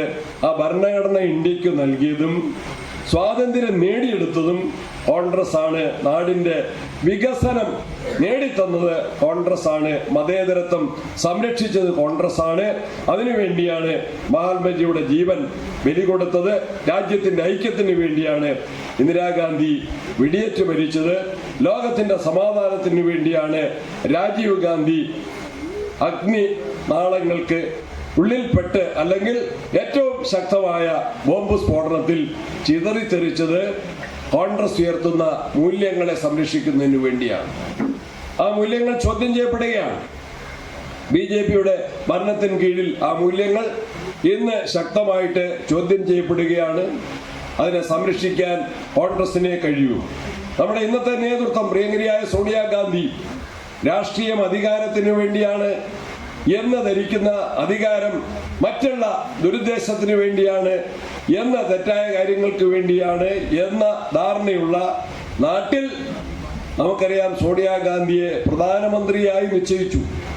ഇന്ത്യ രാജ്യത്തിന്റെ പ്രധാനമന്ത്രിയായി സോണിയാഗാന്ധിയെ കോൺഗ്രസിന്റെ MP-മാർ കരുണാകരനും ആന്റണിയും വയലാർ രവിയും എല്ലാവരും ചേർന്ന് ഒറ്റ പേര്, ഒരേ ഒരു പേരിൽ തീരുമാനിച്ചു. പക്ഷെ സോണിയാഗാന്ധി ഇന്ത്യൻ പ്രസിഡന്റിനെ കണ്ട് സത്യപ്രതിജ്ഞയുടെ തീയതി നിശ്ചയിക്കാൻ പോകുന്ന സമയത്ത് സോണിയാഗാന്ധി മൻമോഹൻ സിംഗിനെ കൂടി കൂട്ടിപ്പോയി, ഞാനല്ല പ്രധാനമന്ത്രിയാകേണ്ടത് മൻമോഹൻ സിംഗ് ആണെന്ന് പ്രഖ്യാപിച്ച നേതാവാണ് സോണിയാഗാന്ധി. ത്യാഗത്തിന്റെയും നന്മയുടെയും മാന്യതയുടെയും പര്യായമാണ് കോൺഗ്രസിന്റെ നേതാക്കന്മാർ. കോൺഗ്രസിന്റെ സന്ദേശവും ആദർശവും അത് തന്നെയാണ്. അതിന് ബദലായിട്ടൊരു പാർട്ടിയില്ല ദേശീയ തലത്തിൽ. കേരളത്തിലേക്ക് വരുമ്പോൾ ഇവിടെ പറഞ്ഞിട്ടുണ്ട്, പിണറായി വിജയന്റെ ഗവൺമെന്റ് ചെയ്തുകൊണ്ടിരിക്കുന്ന തെറ്റായ ജനദ്രോഹ നടപടികൾ എല്ലാ രംഗവും തകരാറിലായി. ഏറ്റവും അവസാനം വന്ന എന്താണ്? ആരോഗ്യരംഗം. കൊട്ടിഘോഷിച്ച ആരോഗ്യരംഗം തകർന്ന തരിപ്പണമായി. തിരുവനന്തപുരത്തെ മെഡിക്കൽ കോളേജിലെ പ്രധാനപ്പെട്ട ഒരു ഡോക്ടർ, അദ്ദേഹം കോൺഗ്രസ്സുകാരനല്ല, സത്യത്തിൽ അദ്ദേഹം മാർക്സിസ്റ്റ് അനുകൂലിയാണ്. ആ ഡോക്ടറാണ് ഹാരിസ് ഹസൻ എന്ന ഡോക്ടറാണ് ഫേസ്ബുക്കിൽ എഴുതിയത്, പ്രധാനപ്പെട്ട ഓപ്പറേഷനുകൾ നടക്കുന്നില്ല, കാരണം ഉപകരണങ്ങളില്ല. Medical college, Thiruvananthapuram medical college ആശുപത്രിയിൽ പോലും പ്രധാനപ്പെട്ട സർജറിക്കുള്ള ഉപകരണങ്ങളില്ല. രോഗികൾ അത് വാങ്ങേണ്ടതായിട്ട് വരുന്നു. അതുകൊണ്ട് ചില രോഗികൾക്ക് അത് വാങ്ങാൻ കഴിയുന്നില്ല. ഒരു വിദ്യാർത്ഥിയുടെ ശസ്ത്രക്രിയ മുടങ്ങിപ്പോയി, അതിൽ വേദനിച്ച ആ ഒരു ഡോക്ടറാണ് അതിനെ സംബന്ധിച്ച് ഒരു കുറിപ്പ് എഴുതിയത്. എന്നിട്ട് ഗവൺമെന്റ് തിരുത്താനല്ല പരിശ്രമിച്ചത്. ഗവൺമെന്റ് ആ ഡോക്ടറെ ശാസിക്കാനും ഭീഷണിപ്പെടുത്താനുമാണ് ശ്രമിച്ചത്. കോട്ടയത്തെ മെഡിക്കൽ കോളേജിന്റെ കെട്ടിടം ഇടിഞ്ഞു വീണു. 2 മന്ത്രിമാർ അവിടെ അടുത്തുണ്ടായിരുന്നു. മന്ത്രിമാരവിടെ ചെന്നു. അവരെന്താ പറഞ്ഞത്? സാധാരണഗതിയിൽ ഒരു കെട്ടിടം ഇടിഞ്ഞു വീണാൽ അല്ലെങ്കിൽ ഒരു അപകടം ഉണ്ടായാൽ അവിടെ ആരെങ്കിലും ഉൾപ്പെട്ടിട്ടുണ്ടോ, ആരെങ്കിലും അതിന്റെ അടിയിലുണ്ടോ, മണ്ണിനടിയിലുണ്ടോ എന്ന് പരിശോധിക്കുന്നതിന് പകരം ന്യായീകരിക്കാൻ വേണ്ടി ശ്രമിച്ചു. അതുകൊണ്ട് എന്ത് സംഭവിച്ചു? ഞാനവിടെ പോയിരുന്നു. ആ വീട്ടമ്മ ബിന്ദു, ഞാൻ ആ വീട്ടിൽ പോയിരുന്നു. ആ ബിന്ദുവിന്റെ അവസ്ഥ എന്താണ്? 5 സെന്റ് സ്ഥലത്ത് ഭിത്തി തേക്കാത്ത ഒരു വീട്ടിലാണ് ആ കുടുംബം. ബിന്ദുവിന്റെ അധ്വാനം കൊണ്ടാണ് ആ മകളെ പഠിപ്പിച്ചത്. ആ ബിന്ദു 2.25 മണിക്കൂർ മണ്ണിനടിയിൽ പെട്ട് കിടന്നു. മെഡിക്കൽ കോളേജിന്റെ മതിലിനുള്ളിൽ 2.25 മണിക്കൂർ ഒരു യുവതിയായ വീട്ടമ്മ ഈ അപകടത്തിൽപ്പെട്ട് മണ്ണിനടിയിൽ ശ്വാസം മുട്ടി കിടന്നപ്പോൾ മന്ത്രിമാരും നേതാക്കന്മാരും ഉദ്യോഗസ്ഥന്മാരും അതിന്റെ മുകളിൽ ചവിട്ടി നിന്നാണ്. ഇവിടെ ഒന്നും സംഭവിച്ചില്ല. ബിന്ദുവിന്റെ മകള് പറയുന്നുണ്ട്, അമ്മ കുളിക്കാൻ ഇങ്ങോട്ട് കയറിയതാണ്, അമ്മയെ കാണുന്നില്ല, അമ്മ ഫോൺ എടുക്കുന്നില്ല എന്ന് ബിന്ദുവിന്റെ മകള് ആശുപത്രി കിടക്കയിൽ പറയുന്നുണ്ട്. ബിന്ദുവിന്റെ ഭർത്താവ് പറയുന്നുണ്ട്, എന്റെ ഭാര്യ കുളിക്കാൻ വേണ്ടി ഈ ടോയ്ലറ്റ് ബ്ലോക്കിലേക്ക് കയറിയതാണ്, കാണുന്നില്ല, തിരികെ വന്നിട്ടില്ല, അതിനകത്തുണ്ടാകുമെന്ന് പറയുമ്പോഴും മന്ത്രിമാര് അതില്ല എന്ന് പറഞ്ഞ് ന്യായീകരിച്ചു. അവസാനം ചാണ്ടി ഉമ്മൻ ഇടപെട്ട് വാശി പിടിച്ചിട്ടാണ് മണ്ണ് മാറ്റി പരിശോധന നടത്തിയത്. അപ്പോൾ മരണപ്രായയായ ബിന്ദുവിനെയാണ് കിട്ടുന്നത്. നേരത്തെ ആ മണ്ണ് മാറ്റി പരിശോധിച്ചിരുന്നെങ്കിൽ ശ്വാസമുള്ളപ്പോൾ, ജീവനുള്ളപ്പോൾ അവരെ കണ്ടെത്തി മെഡിക്കൽ കോളേജിൽ ICUവിൽ കയറ്റിയിരുന്നെങ്കിൽ ആ ജീവൻ നഷ്ടപ്പെടുകയില്ലായിരുന്നു. ഗവൺമെന്റിന്റെ പരാജയമാണ്. ആരോഗ്യമന്ത്രി അവിടെ ഉണ്ടായിരുന്നു, പരാജയം തന്നെയാണ്. അവസാനം സജി ചെറിയാൻ മന്ത്രി പരസ്യമായിട്ട് സമ്മതിക്കേണ്ടി വന്നു. അദ്ദേഹത്തിന് കോവിഡ് വന്നപ്പോൾ ഗവൺമെന്റ് ആശുപത്രിയിലായിരുന്നു. അവിടെ നിന്ന് കോവിഡ് മൂർച്ഛിച്ചപ്പോൾ എന്നെ സ്വകാര്യ ആശുപത്രിയിലേക്ക് മാറ്റിയതുകൊണ്ട് ഞാനിപ്പോൾ ജീവിച്ചിരിക്കുന്നു എന്ന് മന്ത്രി സജി ചെറിയാൻ പറയേണ്ട സാഹചര്യം ഉണ്ടായിരിക്കുന്നു. വന്യമൃഗശല്യം എത്ര രൂക്ഷമാണ്. തൊണ്ടിയിലേക്ക് അത് വന്നിട്ടില്ല, പക്ഷേ എപ്പോഴാ വരിക എന്ന് പറയാൻ കഴിയുന്നില്ല. ഇവിടെ CJ മാത്യുവും ആളുകളും അത് അഭിമുഖീകരിക്കുന്ന പ്രയാസത്തിലാണ്. അത് തൊണ്ടിയിലും പന്നിയുണ്ട്. ഞാൻ ഏതായാലും നമ്മളുടെ മലയോര യാത്ര വന്നപ്പോൾ കൊട്ടിയൂര് പ്രസംഗിക്കുമ്പോൾ ഞാൻ പറഞ്ഞ് ഈ പന്നിയെ വെടിവെച്ചിട്ട് അതിന് മണ്ണെണ്ണ ഒഴിച്ച് കുഴിച്ചിടുന്നതിന് പകരം അതിന് വെളിച്ചെണ്ണ ഒഴിച്ച് കറി വെക്കണം എന്ന് ഞാൻ പറഞ്ഞു. ഏതോ ചാനലുകാരൻ, ഞാൻ KPC പ്രസിഡന്റ് ആയിട്ടില്ല, ചാനലുകാരത് പ്രചരിപ്പിച്ചു. എനിക്ക് നല്ല സ്പീക്കർ പോലും നിയമസഭയിൽ പറഞ്ഞു. സാമാന്യന് നല്ല അംഗീകാരം കിട്ടി. ഇപ്പൊ അവസാനം മുഖ്യമന്ത്രി അത് തന്നെ പറയാൻ. ഞാൻ പറഞ്ഞ അതേ വാക്ക്, മണ്ണെണ്ണയാണോ വെളിച്ചെണ്ണയാണോ ഒഴിക്കുന്നത് എന്ന് അന്വേഷിച്ച് ഫോറസ്റ്റുകാര് അതിന്റെ പേരിൽ വേവലാതിപ്പെടേണ്ട.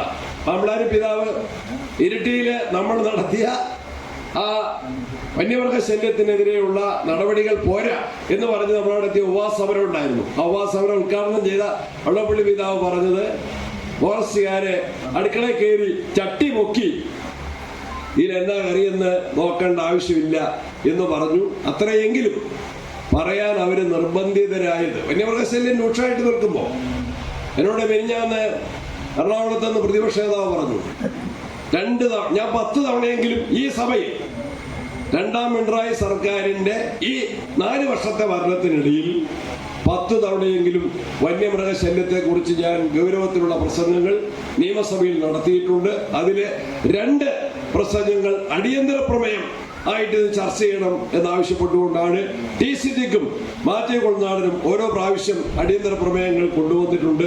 ഗവൺമെന്റ് അത് ചർച്ചയ്ക്ക് എടുക്കാൻ പോലും തയ്യാറായില്ല. അപ്പൊ ഈ സർക്കാരിന്റെ നയങ്ങൾ, ഇപ്പം തിരുവനന്തപുരത്ത് ആശാ വർക്കർമാർ സമരം ചെയ്യുകയാണ്. 4 മാസമായിട്ട് ആ സമരം നടക്കുകയാണ്. അവർക്ക് ഒരു ദിവസം കിട്ടുന്ന വരുമാനം എത്രയാണ്? രാവിലെ മുതൽ വൈകുന്നേരം വരെ അധ്വാനിച്ചാൽ കേവലം 232 രൂപയാണ് അവർക്ക് കിട്ടുന്നത്. അതൊന്ന് കൂട്ടിക്കൊടുക്കാൻ പറഞ്ഞിട്ട് അതിനും പിണറായി വിജയനും വീണ ജോർജും വാശി പിടിച്ച് നിൽക്കുകയാണെങ്കിൽ PSC ചെയർമാന്റെ ശമ്പളം ഒരു മാസമാണ് 4,10,000 ആയിട്ടാണ് ഗവൺമെന്റ് വർദ്ധിപ്പിച്ചത്. അതുകൊണ്ട് ഈ ഗവൺമെന്റിന്റെ ജനവിരുദ്ധ നയങ്ങൾക്കെതിരെ ശക്തമായിട്ട് നമുക്ക് ജനങ്ങളെ സംഘടിപ്പിച്ച് മുന്നോട്ട് പോകണം. അതിന്റെ സൂചനയാണ് നമുക്ക് ജയിച്ചു വരാൻ 2026 നമുക്ക് ജയിച്ചു വരാൻ സാധിക്കുന്ന ഒരു രാഷ്ട്രീയ സാഹചര്യം ഉണ്ട് കേരളത്തിൽ.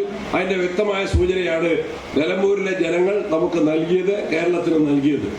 അത് തുടർന്ന് കൊണ്ടുപോകാൻ സാധിക്കണം. അതിൽ ഏറ്റവും പ്രധാനപ്പെട്ടത് പഞ്ചായത്ത് ഇലക്ഷനാണ്. പഞ്ചായത്ത് ഇലക്ഷനിൽ ഇലക്ഷൻ കമ്മീഷൻ ജനങ്ങളെ ബുദ്ധിമുട്ടിക്കാനാണ് തീരുമാനിക്കുന്നത്. 1300 വോട്ടർമാര് ഒരു പോളിംഗ് ബൂത്തിൽ 1300 3 വോട്ട് ചെയ്യണം. ഗ്രാമത്തിലും ബ്ലോക്കിലും ജില്ലയിലും 3 വോട്ട് ചെയ്യേണ്ട സ്ഥലത്ത് 1300 പേരെ ഒരു ബൂത്തിൽ പെടുത്തിയാൽ അവർക്ക് സമയത്ത് വോട്ട് ചെയ്ത് തീർത്തു പോകാൻ കഴിയില്ല. അതുകൊണ്ട് 1000 കുറയ്ക്കണം എന്നാവശ്യപ്പെട്ട് KPCC പ്രസിഡന്റ് എന്ന നിലയിൽ ഞാൻ കത്ത് കൊടുത്തു, പ്രതിപക്ഷ നേതാവ് കത്ത് കൊടുത്തു, മുസ്ലിം ലീഗ് നേതാക്കന്മാർ ആവശ്യം ഉന്നയിച്ചു. പക്ഷേ ഇലക്ഷൻ കമ്മീഷൻ അനങ്ങുന്നില്ല. വാർഡുകളെ വികൃതമായിട്ട് വെട്ടിമുറിച്ചു. ഇതെല്ലാം നിൽക്കുമ്പോഴും നമുക്ക് ജയിച്ചു വരാനുള്ള ജനപിന്തുണ നാട്ടിലുണ്ട്. അത് വർദ്ധിപ്പിച്ച് മുന്നോട്ട് പോകണം. അതിന് കോൺഗ്രസ് പാർട്ടിയെ നേരത്തെ പറഞ്ഞതുപോലെ മുഴുവൻ സമയ രാഷ്ട്രീയ പ്രവർത്തകരല്ല കോൺഗ്രസിനെ ശക്തമാക്കുന്നത് കോൺഗ്രസിന്റെ അണികളും അനുഭാവികളുമാണ്. തൊണ്ടിയിൽ അങ്ങനെയുള്ള മാന്യമായ രാഷ്ട്രീയ പ്രവർത്തനം നടത്തുന്ന ജനസേവനം, അതാണ് രാഷ്ട്രീയം എന്ന് മനസ്സിലാക്കി രാഷ്ട്രീയ പ്രവർത്തനം നടത്തുന്ന നേതാക്കന്മാരും അവരെ പിന്തുണയ്ക്കുന്ന നിങ്ങളെല്ലാവരും, അതാണ് തൊണ്ടി പ്രദേശത്തെ കോൺഗ്രസിന്റെ കരുത്ത്. കുഞ്ഞപ്പേട്ടനെ പോലുള്ള മുൻകാല നേതാക്കന്മാരെല്ലാം ഇവിടെ ഇരുന്നുകൊണ്ട് ഈ പ്രസ്ഥാനത്തിന് കരുത്ത് പകരുമ്പോൾ അവരുടെ എല്ലാം നന്മ നിറഞ്ഞ പ്രവർത്തനങ്ങളെ നന്ദിയോടെ ഓർക്കുന്നു. പുതിയ തലമുറ, വീടുകളിൽ കുട്ടികളുടെ എണ്ണം കുറവാണ്, അതുകൊണ്ട് രാഷ്ട്രീയത്തിലും ചെറുപ്പക്കാരുടെ എണ്ണം കുറവാണ്. എങ്കിലും ഈ നാടിന്റെ നിലനിൽപ്പിന് രാഷ്ട്രീയ പ്രവർത്തനവും ആവശ്യമാണ് എന്ന് മനസ്സിലാക്കിക്കൊണ്ട് കുട്ടികളെയും രാഷ്ട്രീയ ബോധമുള്ളവരാക്കി വളർത്താൻ നമുക്ക് സാധിക്കണം. പാർട്ടിയെ സ്നേഹിക്കാനും സഹായിക്കാനും നിങ്ങൾ തയ്യാറാകുന്നതിനുള്ള നന്ദി ഊർജ്ജസ്വലതയോടെ ഒറ്റക്കെട്ടായി നമുക്ക് മുന്നോട്ട് പോകാം. എന്നെ ഏൽപ്പിച്ചിരിക്കുന്ന ഈ വലിയ ഉത്തരവാദിത്വം സ്ഥാനമായിട്ട് ഞാൻ കരുതുന്നില്ല.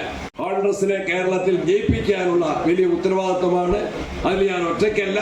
ഇതുവരെ എല്ലാവരുടെയും പിന്തുണ എനിക്ക് കിട്ടിയിട്ടുണ്ട്. അണികളുടെയും നേതാക്കന്മാരുടെയും, AK ആന്റണിയുടെയും അതുപോലെ തന്നെ Ramesh ചെന്നിത്തലയുടെയും K മുരളീധരന്റെയും VM സുധീരന്റെയും K Sudhakaran ഉൾപ്പെടെയുള്ള എല്ലാവരുടെയും പിന്തുണ എനിക്ക് കിട്ടിയിട്ടുണ്ട്.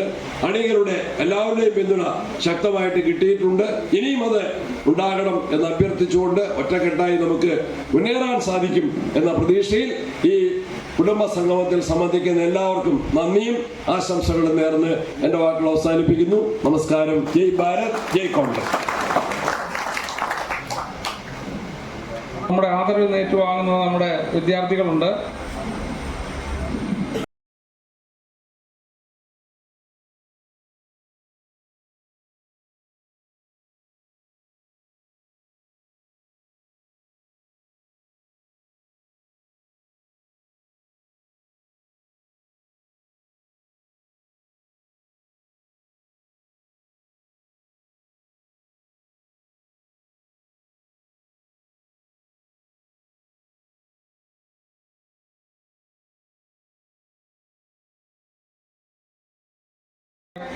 അതുപോലെ റോസ്നി Maria Siji, Irene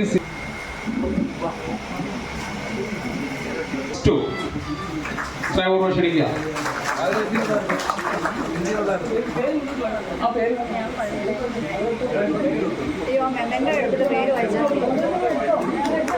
John's Thomas, അവൻ +2 5A+ ആണ്. അടുത്ത Thomas Raju, +2 5A+. Rosni Maria Siji വന്നിട്ടില്ല. അവർ രണ്ടുപേരുണ്ട്.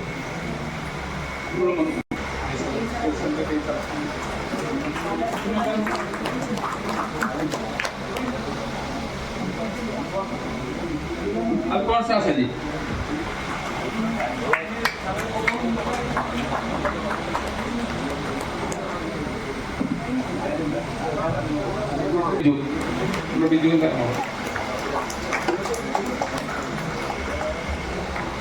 ഇനി അതോടൊപ്പം തന്നെ നമ്മുടെ സീനിയേഴ്സ് ആയിട്ടുള്ള കുറച്ച് ജോബി,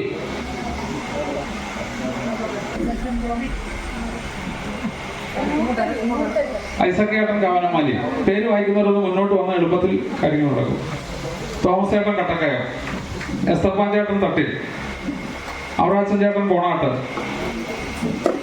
നമ്മുടെ ഈ ഭവനം നമുക്ക് വേണ്ടി ഒരുക്കി തന്ന നമ്മുടെ ജോസേട്ടൻ കുടക്കച്ചിറ, അതുപോലെ ജോസേട്ടനെയും ഭാര്യ ലില്ലി ചേച്ചി ആദരിക്കുന്നുണ്ട്. ലില്ലി ചേച്ചി ജോസേട്ടൻ തന്നെ പോയി വീട്ടിലുള്ളൂ. അവരുടെ വീട് നമുക്ക് എല്ലാ സൗകര്യവും ഒരുക്കി തന്നവരുണ്ടാണ്. ലില്ലി ചേച്ചിയെ സ്നേഹപൂർവ്വം കൊണ്ട് ക്ഷണിക്കുകയാണ്. ജോസേട്ടനും ലില്ലി ചേച്ചിയും അബിബർക്കി സാറിൻ്റെ കൂടെ ചേട്ടൻ ജോസാർ പഴക്കാലം പോയില്ലേ, ലാസറേട്ടൻ പൂച്ചക്കാട്ടിൽ, മേപ്പാല നാരായണൻ ചേട്ടൻ അവിടെ ഇല്ലേ,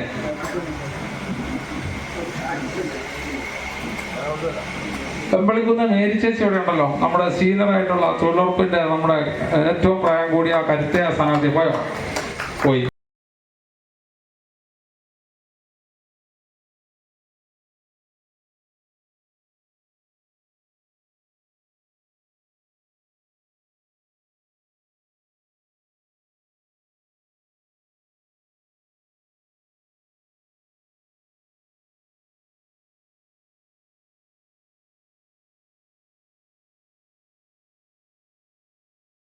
പ്രവർത്തിച്ചുകൊണ്ടിരിക്കുന്ന ബേബിച്ചേട്ടൻ ജോസഫ് സാർ വന്നോ നേരത്തെ അല്ലേ? Joseph sir okay.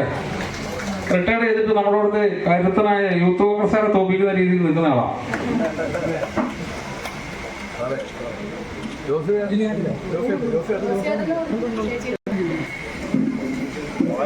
പുതുപ്പള്ളി ജോസേട്ടൻ ക്ലാസ്സേട്ടൻ വന്നില്ലേ? ആ ക്ലാസ്സേട്ടൻ മേടിച്ചോ? ഓക്കെ. വജ്ജി ജോസേട്ടൻ ലില്ലി ചേച്ചി മേടിച്ചോ? ലില്ലി ചേച്ചി മേടിച്ചോ? ഒരു ഫോട്ടോ എടുത്തോടുത്ത് ഇവരൊരു ഫോട്ടോ എടുത്തേ. ആരെങ്കിലും ഇവിടെ നോക്കിയിട്ട് ഞാൻ പെട്ടെന്ന് സീനിയർ ആയിട്ടുള്ള ആൾ ആരാ ഉള്ളത്? ജോബി, നമ്മുടെ സീനിയർ ആയിട്ടുള്ള ആരാ ഉള്ളത് നോക്കിയെന്ന് വിളിച്ചേ.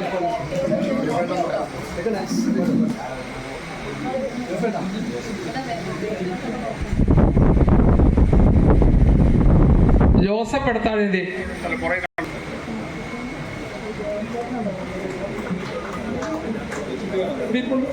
ഇവിടെ ഉണ്ട്. ആ തീപ്പരി ചാക്കോച്ചേട്ടൻ മറന്നുപോയി. ചാക്കോച്ചേട്ടൻ പിന്നെ ചെറുപ്പക്കാരൻ ഇരിക്കുന്ന പോലെ ഇരിക്കുന്നുണ്ട്. 83 84. അതുപോലെ ഓതറൂന്നല്ല ജോസേട്ടൻ അവിടെ ഇരിപ്പുണ്ടല്ലോ. വന്നേ പുള്ളി കൊട്ടിയൂർ.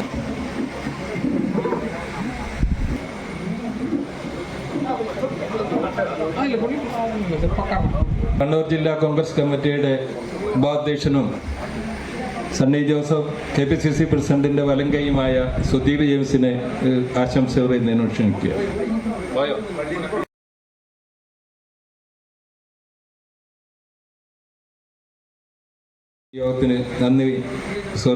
യോഗത്തിന് ആശംസ പറയുന്നതിന് വേണ്ടി ക്ഷണിക്കുന്നു. തോമസ്.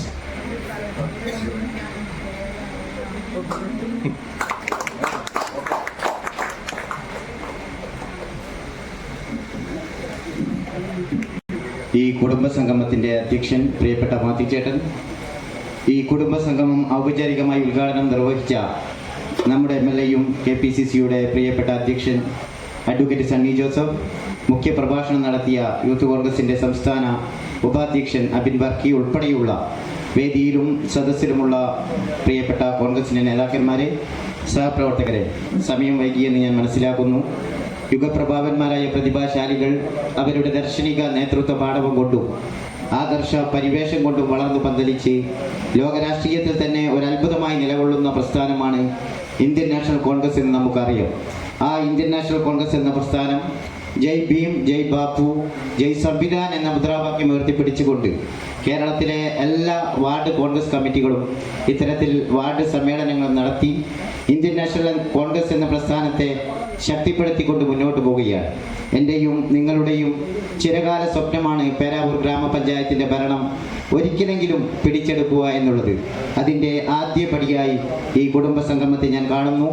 തൊണ്ടി വാർഡ് നിലനിർത്തുകയും അതോടൊപ്പം തന്നെ കല്ലടി വാർഡ് നമുക്ക് പിടിച്ചെടുക്കേണ്ടതായിട്ടുണ്ട്. അതിന് നിങ്ങളുടെ എല്ലാവിധ സഹായവും സപ്പോർട്ടും പ്രതീക്ഷിച്ചുകൊണ്ട് ഈ വൈകിയ വേളയിലും എന്നെ ശ്രമിച്ച നിങ്ങൾക്ക് പേരാവൂർ മണ്ഡലം കോൺഗ്രസ് കമ്മിറ്റിയുടെ എല്ലാവിധ അഭിവാദ്യങ്ങളും അർപ്പിച്ചുകൊണ്ട് ഈ കുടുംബ സംഗമത്തിന് എൻ്റെ എല്ലാവിധ ആശംസകളും അർപ്പിക്കുന്നു. ജയ് ഹിന്ദ്, ജയ് ഭാരത്. ആശംസ നേരുന്നു. എൻ്റെ പ്രിയങ്കരനായ അധ്യക്ഷൻ ശ്രീ മാത്യു, ഇതിൻ്റെ ഉദ്ഘാടന പ്രഭാഷണത്തിൽ നമ്മുടെ പ്രിയങ്കരനായ അബിൻ വർക്കി, നമ്മുടെ പ്രിയങ്കരനായ MLA, ജില്ലാ കമ്മിറ്റി ഭാരവാഹികളായ ശ്രീ ബൈജു, ഷഫീർ ചെക്കേട്ട്, ജൂബിലി ചാക്കോ, എൻ്റെ പ്രിയങ്കരനായ ബ്ലോക്കിൻ്റെ ഭാരവാഹികളെ, സുഹൃത്തുക്കളെ, ഇന്നത്തെ ഈ പേരാവൂരിൻ്റെ അല്ലെങ്കിൽ തുണ്ടി പ്രദേശത്തിൻ്റെ ഇത്രമാത്രം ജനപങ്കാളിത്തത്തോടുകൂടി നടന്നൊരു യോഗം എൻ്റെ ഒരു അടുത്ത 10 വർഷത്തിനിടയ്ക്ക് രാഷ്ട്രീയ പൊതുരംഗത്ത് പ്രവർത്തിക്കുന്ന ഒരു കാലഘട്ടത്തിൽ ഇത്രത്തോളം അടുക്കും ചിട്ടയിലും സാധാരണഗതിയിൽ നമ്മുടെ കുടുംബങ്ങളിലെ സ്ത്രീകൾ വളരെ പരിമിതമായ രീതിയിലാണ് കോൺഗ്രസ് പാർട്ടിയുടെ പരിപാടികളിലേക്ക് പങ്കെടുക്കുന്നത്. അതിന് ഒരു ഉത്തമ മാതൃകയാണ് പേരാവൂരിൽ ഈ തൊണ്ടി പ്രദേശത്തെ ഈ 2 വാർഡുകളിൽ നിന്ന് ഇത്രയും സ്ത്രീകൾ അഭിമുഖർക്ക് നേരത്തെ സംസാരിച്ചതുപോലെ ഇതിൻ്റെ മുന്നേറ്റം 50% സ്ത്രീകൾ ആണ് എന്നൊരു ബോധ്യത്തിൽ തന്നെയാണോ എന്ന് ഞങ്ങൾ ഇപ്പോൾ സംശയിക്കുന്നു. ഇതിൻ്റെ ഏറ്റവും വലിയ ക്രെഡിറ്റ് ഈ പ്രദേശത്ത് ഇതിനോട് ചേർന്ന് നിന്നിരുന്ന ഇതിൻ്റെ പ്രവർത്തകരായ ശ്രീ രാജു, ബാബു ഉൾപ്പെടെ, അല്ലെങ്കിൽ മാത്യു തോമസും ജോബി, ജെയിംസ് ഉൾപ്പെടെയുള്ള, സോളി ഉൾപ്പെടെയുള്ള പ്രവർത്തകരുടെ വീട് വീടാന്തരം കയറി ഇറങ്ങി ഇന്ന് വരെ കാണാത്ത രീതിയിൽ പാർട്ടി പ്രവർത്തനം എങ്ങനെയാണ്, പ്രവർത്തിക്കേണ്ടത് എങ്ങനെയാണ് എന്ന് നമുക്ക് കാണിച്ചു തന്നതിൻ്റെ ഉത്തമ മാതൃകയാണ്. കോൺഗ്രസ് പാർട്ടിയുടെ പ്രവർത്തകർ സാധാരണ പൊതുസമ്മേളനങ്ങളിലോ പൊതുവേദികളിലോ വരാൻ മടിക്കും എന്ന് പറഞ്ഞിരുന്ന തെറ്റാണ് എന്ന് നമുക്ക് മനസ്സിലാക്കാൻ തരാൻ സാധിച്ചു. അത് ഞങ്ങൾ പൊതുസമൂഹത്തിൽ, പൊതുവേദികളിലെ, പൊതുസ്ഥലങ്ങളിലിരിക്കുമ്പോൾ പറയും, നമ്മുടെ എല്ലാം കുടുംബാംഗങ്ങളെ അല്ലെ കുടുംബത്തിലുള്ള നമ്മുടെ ഭാര്യമാരെ, നമ്മുടെ മക്കളെ കൊണ്ട് മാതൃക കാണിച്ചാലേ പൊതുപ്രവർത്തനത്തിൽ നമുക്ക് മറ്റൊരു വീട്ടിൽ ചെന്നിട്ട് നിങ്ങൾ ഞങ്ങളുടെ ഈ പ്രവർത്തനത്തിലേക്ക് വരണമെന്ന് പറയണമെങ്കിൽ അതിന് മാതൃക കാണിക്കണം എന്നുള്ള തെളിവാണ് ഇതിൻ്റെ അധ്യക്ഷൻ്റെ ഭാര്യ അടക്കം ഉൾപ്പെടെയുള്ളവർ. സാധാരണഗതിയിൽ അങ്ങനെ വരാത്ത വളരെ വേണ്ടപ്പെട്ട മുഴുവൻ വീട്ടിലുള്ള ഈ അമ്മമാരും സഹോദരിമാരും ഇവിടുത്തെ അപ്പച്ചന്മാരും ഒക്കെ വന്നത് ഇവരുടെ ഒരു പ്രവർത്തനത്തിൻ്റെ ഒരു മികവായിട്ട് തന്നെ കാണാം. അഭിമർക്കി നേരത്തെ ഇവിടെ സൂചിപ്പിക്കുന്ന സംസ്ഥാനത്തിൻ്റെ ഉപാധ്യക്ഷൻ യൂത്ത് കോൺഗ്രസ് ഉപാധ്യക്ഷൻ സംസാരിച്ചത് വളരെ അടിവരയിട്ട് പേരാവൂരിൻ്റെ ചരിത്രത്തിൽ നമുക്ക് മാറ്റാൻ സാധിക്കുകയില്ല എന്ന് തോന്നുന്നത് തെറ്റാണ്. നിങ്ങൾ 2-3 സീറ്റ് അധികം വാങ്ങിച്ചാൽ പേരാവൂരിൻ്റെ ചരിത്രം മാറ്റിമറിക്കാൻ സാധിക്കും. അതിന് ഉത്തമ ഉദാഹരണമാണ് നേതൃത്വം. ഈ ഇരിക്കുന്ന നേതൃത്വം എന്ന് പറയുന്നത് ഇവിടെ ഇരിക്കുന്ന വേദിയിലുള്ള നേതൃത്വമല്ല, ഈ ഇരിക്കുന്ന ഓഡിയൻസ് ആണ് ഇതിൻ്റെ നേതൃത്വം എന്നാണ് എനിക്കിവിടെ പറയാനുള്ളത്. ഇവിടെ പാർട്ടി നേതൃത്വം ഏകപക്ഷീയമായി ഒരു കാര്യങ്ങൾ പറയുമ്പോൾ ഇതുപോലുള്ള യോഗങ്ങൾ വിളിച്ച് അതിന് ആ പ്രദേശത്ത് നാളെ സമയമെടുത്തും അവരുടെ ആവശ്യങ്ങൾക്ക് വേണ്ടിയും മുന്നോട്ട് പോകുമ്പോൾ ആ ആളുകളെ ആർക്ക് വേണം? സമൂഹത്തിന് വേണം.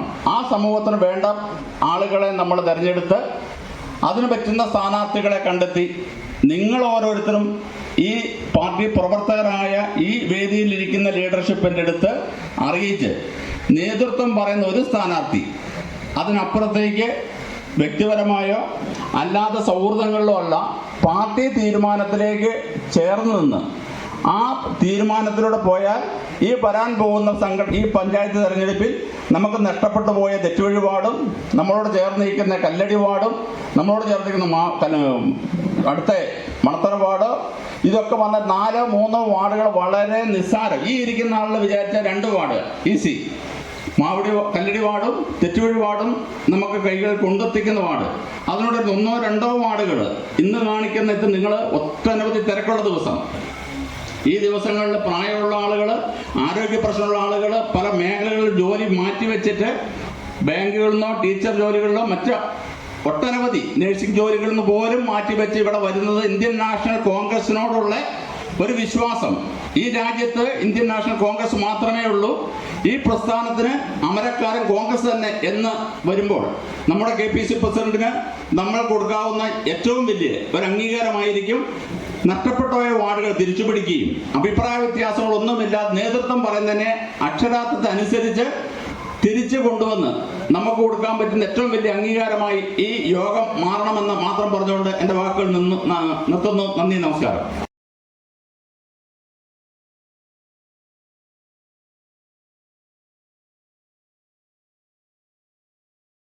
അദ്ദേഹം ക്ഷേമപൂർവ്വം ക്ഷണിക്കുകയാണ്. അദ്ദേഹം ഇനിയുള്ള കാലത്ത് നമ്മളോടൊപ്പം ഇവിടെ തന്നെ ആയിരിക്കും. അദ്ദേഹം ക്ഷണിക്കുകയാണ്. ഡൽഹിയിലാണ്, ബോംബെയിലല്ല, ഡൽഹി.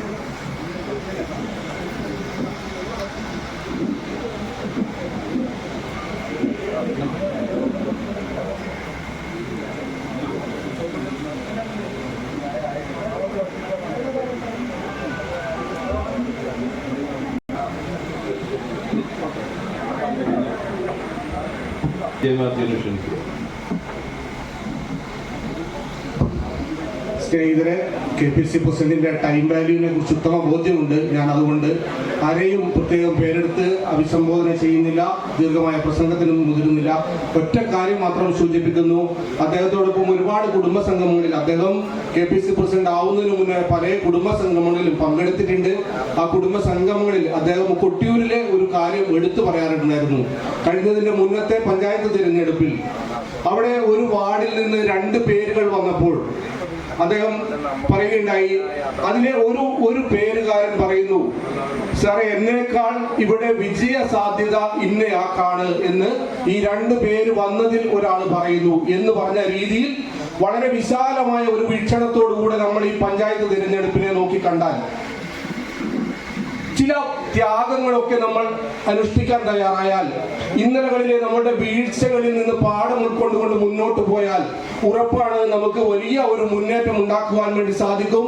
ആ മുന്നേറ്റം എന്ന് പറയുന്നത് വരാൻ പോകുന്ന അസംബ്ലി ഇലക്ഷനുള്ള ഒരു ഊർജമാണ്, ഒരു ബൂസ്റ്റർ ഡോസായി ഈ പഞ്ചായത്ത് തെരഞ്ഞെടുപ്പിനെ നമുക്ക് മാറ്റിക്കൊണ്ടുവരാൻ വേണ്ടി സാധിക്കണം. അത്ര മാത്രമേ സൂചിപ്പിക്കുന്നുള്ളൂ.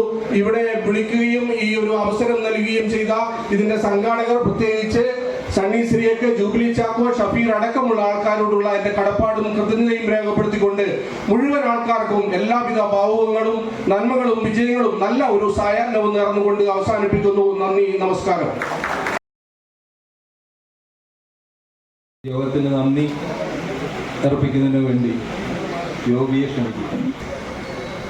ഏറ്റവും ബഹുമാനപ്പെട്ട ആദരണീയായ നമ്മുടെ KPC പ്രസിഡന്റും പേരാവൂർ നിയോജകമണ്ഡല MLA ശ്രീ സണ്ണി ജോസഫ് അവർ, ഇന്നത്തെ ഈ പരിപാടി അധ്യക്ഷനായ ശ്രീ മാധുച്ചേട്ട, അതുപോലെ തന്നെ മുഖ്യ പ്രഭാഷണം നടത്തിയ യൂത്ത് കോൺഗ്രസിന്റെ ഉപാധ്യക്ഷൻ ശ്രീ അബിൻ ഫർക്കി അവർ, വേദിയിലിരിക്കുന്ന വിശിഷ്ട വ്യക്തികളെ, നമുക്കെല്ലാം അറിയാം, തൊണ്ടി എന്ന പ്രദേശത്ത് നമ്മുടെ ഓർമ്മ വെച്ചതിന് ശേഷം, നമ്മുടെയൊക്കെ രാഷ്ട്രീയ പ്രവർത്തനത്തിന് ശേഷം ഇത്രയും ജനങ്ങളെയും ഇത്രയും നമ്മുടെ നാട്ടുകാരായ നല്ലവരായ സ്ത്രീകളടക്കം കുട്ടികളടക്കം വെച്ച് ഒരു പാർട്ടിയുടെ ഔദ്യോഗികമായ പരിപാടി സംസ്ഥാന KPC പ്രസിഡന്റിന്റെ നേതൃത്വത്തിലും യൂത്ത് കോൺഗ്രസ് സംസ്ഥാന ഉപാധ്യക്ഷന്റെ സാന്നിധ്യത്തിലും നടത്താൻ സാധിച്ചത് നമ്മുടെ രാഷ്ട്രീയ പ്രവർത്തനത്തിന്റെയും നമ്മുടെ രാഷ്ട്രീയ ശൈലിയുടെയും ഒരു വിജയമാക്കി തീർക്കുവാൻ നിങ്ങൾ, ഈ നാട്ടിലെ മുല്ലവരായ ജനങ്ങൾ നമ്മോടുകൂടി ചേർന്നത് കൊണ്ട് മാത്രമാണ്.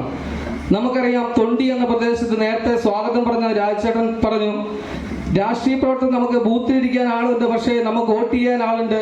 രാഷ്ട്രീയ പ്രവർത്തനം നടത്താൻ തൊണ്ടി എന്ന പ്രദേശത്ത് ആൾക്കാർ നിൽക്കാറില്ല. നമ്മളൊരു പരിപാടിക്ക് വിളിച്ചാൽ എല്ലാവർക്കും ചെറിയ മടികളൊക്കെ ഉണ്ടാവും. പക്ഷേ എന്തോ കാലം കാത്തു വെച്ച പോലെ ജനങ്ങൾക്കെല്ലാം മനസ്സിലായി, ജനങ്ങളെല്ലാം തിരിച്ചറിയാൻ തുടങ്ങി. നേരത്തെ നമ്മുടെ യൂത്ത് അബിൻ ഫർക്കി അവർ പറഞ്ഞ പോലെ കൈപ്പത്തി കണ്ടാൽ വോട്ട് ചെയ്യാൻ മടിയില്ലാത്ത കാലഘട്ടത്തിലൂടെ ജനങ്ങൾ മുന്നോട്ട് പോയിക്കൊണ്ടിരിക്കുകയാണ്. അതിന് ഏറ്റവും വലിയ ഉദാഹരണമാണ് ഇന്ന് നമ്മുടെ മുമ്പിലിരിക്കുന്ന ഈ വൻ ജനാവലി.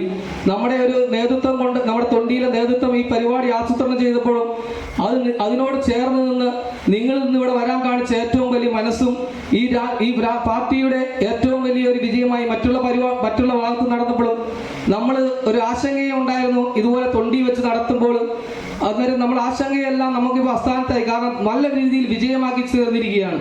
അപ്പോൾ കൂടുതൽ രാഷ്ട്രീയ കാര്യങ്ങളൊക്കെ ഇത്രയും നേരം ഇവിടെ പറഞ്ഞതുകൊണ്ടും അതിലേക്കൊന്നും കടക്കാതെ നമ്മൾ നന്ദി എന്ന വാക്ക് ഞാൻ ഔപചാരികതയിലേക്ക് കടക്കുകയാണ്. നമുക്കറിയാം ഇന്നിവിടെ നമ്മുടെ ഈ പരിപാടി ഉദ്ഘാടനം ചെയ്തത് ബഹുമാന്യ KPC പ്രസിഡന്റ് നമ്മുടെ നിയോജകമണ്ഡല MLA സണ്ണി ജോസഫ് അവറുകളാണ്. നമുക്കറിയാം നമ്മുടെ ഏതൊരു കാര്യത്തിനും ഓടി വന്ന് വിളിക്കുകയും എല്ലാത്തിനും നമ്മൾ വിളിച്ചില്ലെങ്കിൽ നമ്മളോട് ചേർന്ന് വരികയും നമുക്കൊരു കല്യാണം ഉണ്ടെങ്കിലും മരിച്ചിടക്കുണ്ടെങ്കിലും ഒരു മാമുദിസി ഉണ്ടായാലും ഒരു കൊച്ചിന്റെ ബർത്ത്ഡേ ഉണ്ടായാലും MLA നമ്മുടെ കൂടെയുണ്ട്. പക്ഷെ നമ്മുടെ സഹാക്കന്മാരും നമ്മളോട് എതിർപ്പുള്ള CPM-മാരും BJP-കാരൊക്കെ പുള്ളി പറയും, ഓ MLA എല്ലായിടത്തും വരുന്നുണ്ട്, മരിച്ചിടക്ക് പോകുന്നുണ്ട്, അത് മാത്രമേ ഉള്ളൂ. പക്ഷെ ഒരു മരിച്ചിടക്കിൽ ഒരു MLA പങ്കെടുക്കുവാണേലും ഒരു കല്യാണത്തിന് MLA പങ്കെടുക്കുവാണേലും ആ MLA അവരോട് കാണിക്കുന്ന സമയം അവർക്ക് കിട്ടുന്ന ഒരു അനുഭൂതി. കാരണം ഒരു MLA ആണ് ഒരു പരിപാടിക്ക് പങ്കെടുക്കുന്നത്. ആ MLA-നെ കുറ്റം പറഞ്ഞാൽ അവർ കാണിക്കുന്ന ഒരു നെഗറ്റീവ് മൈൻഡിനേക്കാളും കൂടുതൽ ഒരു പോസിറ്റീവ് മൈൻഡാണ് മറ്റുള്ളവരുടെ മുമ്പിൽ. ഒരു MLA ഒരു വീട്ടിൽ വരുമ്പോൾ ആ ഗൃഹനാഥനുണ്ടാകുന്ന സന്തോഷം, ആ വീട്ടുകാർക്കുണ്ടാകുന്ന സന്തോഷം, അത് ശരിക്കും അറിയാവുന്ന ഒരു രാഷ്ട്രീയമായി ശരിക്കും MLA അത് തെളിയിച്ചിരിക്കുകയാണ്. കാരണം ഒരു MLA ഒരു വീട്ടിൽ വരുമ്പോൾ ആ വീട്ടുകാർക്ക് സന്തോഷം പറഞ്ഞറിയിക്കാൻ പറ്റാത്ത ഒരു കാര്യമാണ്. അപ്പോൾ MLA അതേപോലെ തന്നെ എല്ലാ കാര്യത്തിലും ഓടി വന്ന് നമ്മളെ സഹകരിക്കുന്നുണ്ട്. MLA-ക്ക് നിങ്ങളുടെ എല്ലാവരുടെയും പേരിലും തൊണ്ടിയിൽ കോൺഗ്രസിന്റെ പേരിലും ഞാൻ നന്ദി അറിയിക്കുന്നു. അബിൻ വർക്കി അവറുകളാണ് യൂത്ത് കോൺഗ്രസിന്റെ ഉപാധ്യക്ഷനാണ്. നമുക്കറിയാം എല്ലാ കാര്യത്തിലും ചാനൽ ചർച്ചകളിൽ വൈകുന്നേരം ഡിബേറ്റ് ആണെങ്കിലും ചർച്ചയാണെങ്കിലും എല്ലാം നമ്മുടെ യൂത്ത് കോൺഗ്രസിന്റെ സംഘടനാ കാര്യങ്ങളും അല്ലെങ്കിലും അതേപോലെ രാഷ്ട്രീയ വിശകലനവും കീറി മുറിച്ചുകൊണ്ട് നല്ല രീതിയിൽ ചർച്ച നടത്തി ജനങ്ങളെയെല്ലാം കോൺഗ്രസിന്റെ ഒരു യൂട്യൂബിലാണേലും മൊബൈലിലാണേലും കണ്ട് ചർച്ചകൾ വായിക്കുവാൻ അവസരം കൊടുക്കുന്ന ശ്രീ അബിൻ വർക്കി അവറുകളാണ്. അബിൻ വർക്കി അവറുകളെ ഞാൻ നിങ്ങളുടെ എല്ലാവരുടെയും പേരിൽ ഞാൻ നന്ദി അറിയിക്കുകയാണ്. അതുപോലെ തന്നെ അധ്യക്ഷത വഹിച്ച ശ്രീ മാത്തിച്ചേട്ടൻ, ശ്രീ ബൈജു മാഷ് മണ്ഡലം പ്രസിഡന്റ് ഷഫീർ, ജില്ലാ സെക്രട്ടറി ബൈജു മാഷ്, ബ്ലോക്ക് പ്രസിഡന്റ് ശ്രീ ജൂബിലി ചാക്ക് അവറുകൾ, അതുപോലെ തന്നെ നമ്മുടെ തൊണ്ടി കോപ്പറേറ്റീവ് ബാങ്കിന്റെ പ്രസിഡന്റ് ശ്രീ സണ്ണിച്ചേട്ടൻ, അതുപോലെ തന്നെ ജില്ലാ സെക്രട്ടറിമാർ കുറെ പേരുണ്ട്. എല്ലാവർക്കും ഒറ്റവാക്കി നന്ദി പറഞ്ഞുകൊണ്ട് ഞാൻ നിർത്തുന്നു. അതേപോലെ തന്നെ നമുക്കിന്ന് വീട് വിട്ടു തന്ന ശ്രീ ജോസിയേട്ടൻ ലില്ലി ചേച്ചിയുമാണ്. ഞങ്ങൾ കഴിഞ്ഞ ദിവസം ഇവിടെ വന്ന് വീട് വേണമെന്ന് പറഞ്ഞപ്പോൾ നമുക്ക് തരികയും അതേപോലെ തന്നെ നമ്മളെക്കാളും കൂടുതൽ നമ്മളോട് താല്പര്യമെടുത്ത് വീടിന് വേണ്ടി എല്ലാ സൗകര്യം അവർ തന്നെ ഇതിനകത്ത് കുറേ ജോലികൾ ചെയ്തു. അവർ തന്നെ ഇന്നലെ രാത്രിയിലാണെങ്കിൽ നമ്മുടെ കൂടെ എല്ലാ പരിപാടിക്കും പങ്കെടുക്കാനും ഈ കസേര വഴിക്കാനും ജോസേട്ടന് പറ്റുന്നില്ലെങ്കിലും എല്ലാവിധ സഹായ സഹകരണം ചെയ്തിട്ടുണ്ട്. ആ ജോസേട്ടനും കുടക്കച്ചിറ ഫാമിലിക്കും ഇന്ത്യൻ നാഷണൽ കോൺഗ്രസിന്റെ പേരിൽ നിങ്ങളുടെ എല്ലാവരുടെയും പേരിൽ ഞാൻ നന്ദി അറിയിക്കുന്നു. പിന്നെ ഇവിടെ എത്തിച്ചേർന്ന് നിങ്ങളാണ് ഈ പരിപാടി വിജയിപ്പിച്ചതിന് ഏറ്റവും മുഖ്യ കാരണം. നേരത്തെ ഞാൻ സൂചിപ്പിച്ചു. അപ്പോൾ നിങ്ങൾക്ക് എല്ലാവർക്കും ഒറ്റവാക്കി നന്ദി പറഞ്ഞുകൊണ്ട് നിർത്തുന്നു. നന്ദി, നമസ്കാരം. അതുപോലെ നമുക്ക് ഇന്ന് ഭക്ഷണം തന്നത് നളന്ദ കാറ്റേഴ്സ് ആണ്. നളന്ദ കാറ്റേഴ്സിന് പ്രത്യേകം ഞാൻ നന്ദി അറിയിക്കുന്നു.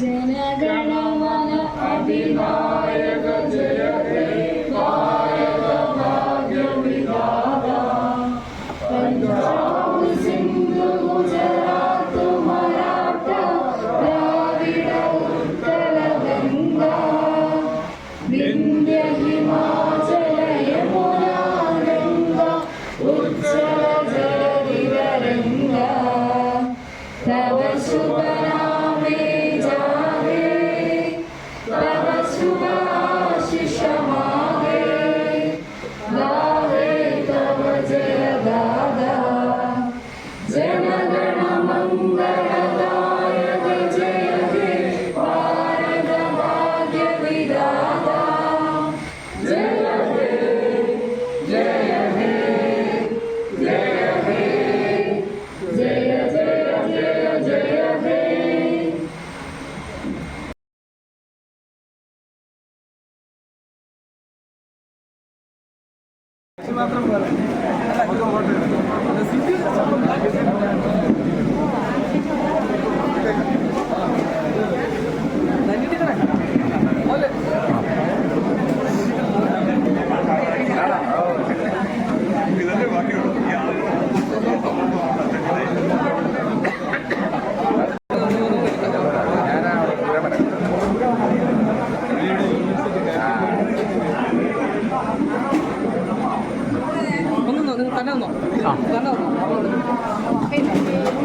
നമ്മുടെ അസോസിയേഷന്റെ ഞാൻ നേരത്തെ പറഞ്ഞു പാലാ സ്കൂളിലെ ഭയങ്കര സാറിന്റെ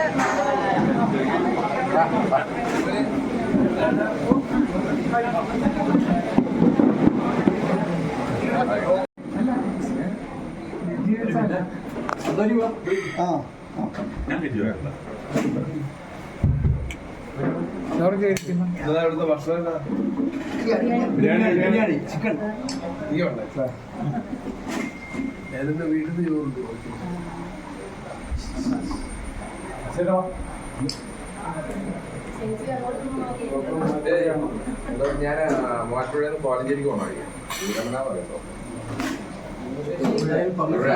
പങ്കെടുത്ത അംഗങ്ങൾ നല്ല അഭിപ്രായമാണ് കേട്ടോ. ഇതിങ്ങനെ എല്ലാ മാസവും ചേർന്ന് പറയും. ഇങ്ങോട്ട് പറയാൻ തുടങ്ങി.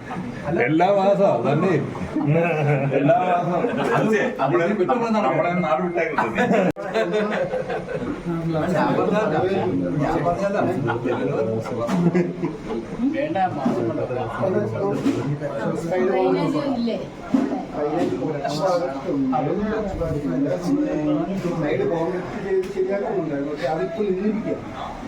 പണികളെല്ലാം വളരെ മോശമാണ് ചെയ്തെങ്കിൽ പറയാം. സ്ലാബുകൾ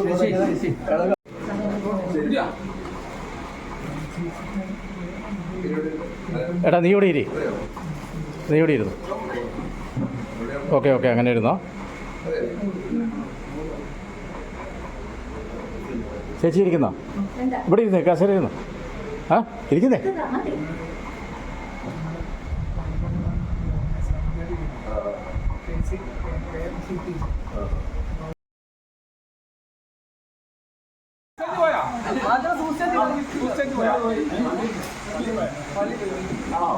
എടാ നീ കൂടി അവിടെ പോയി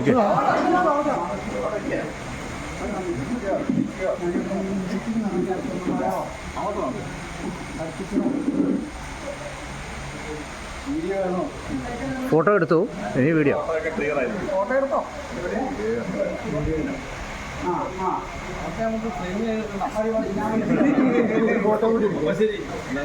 ഫോട്ടോ എടുത്തിട്ടുണ്ട്.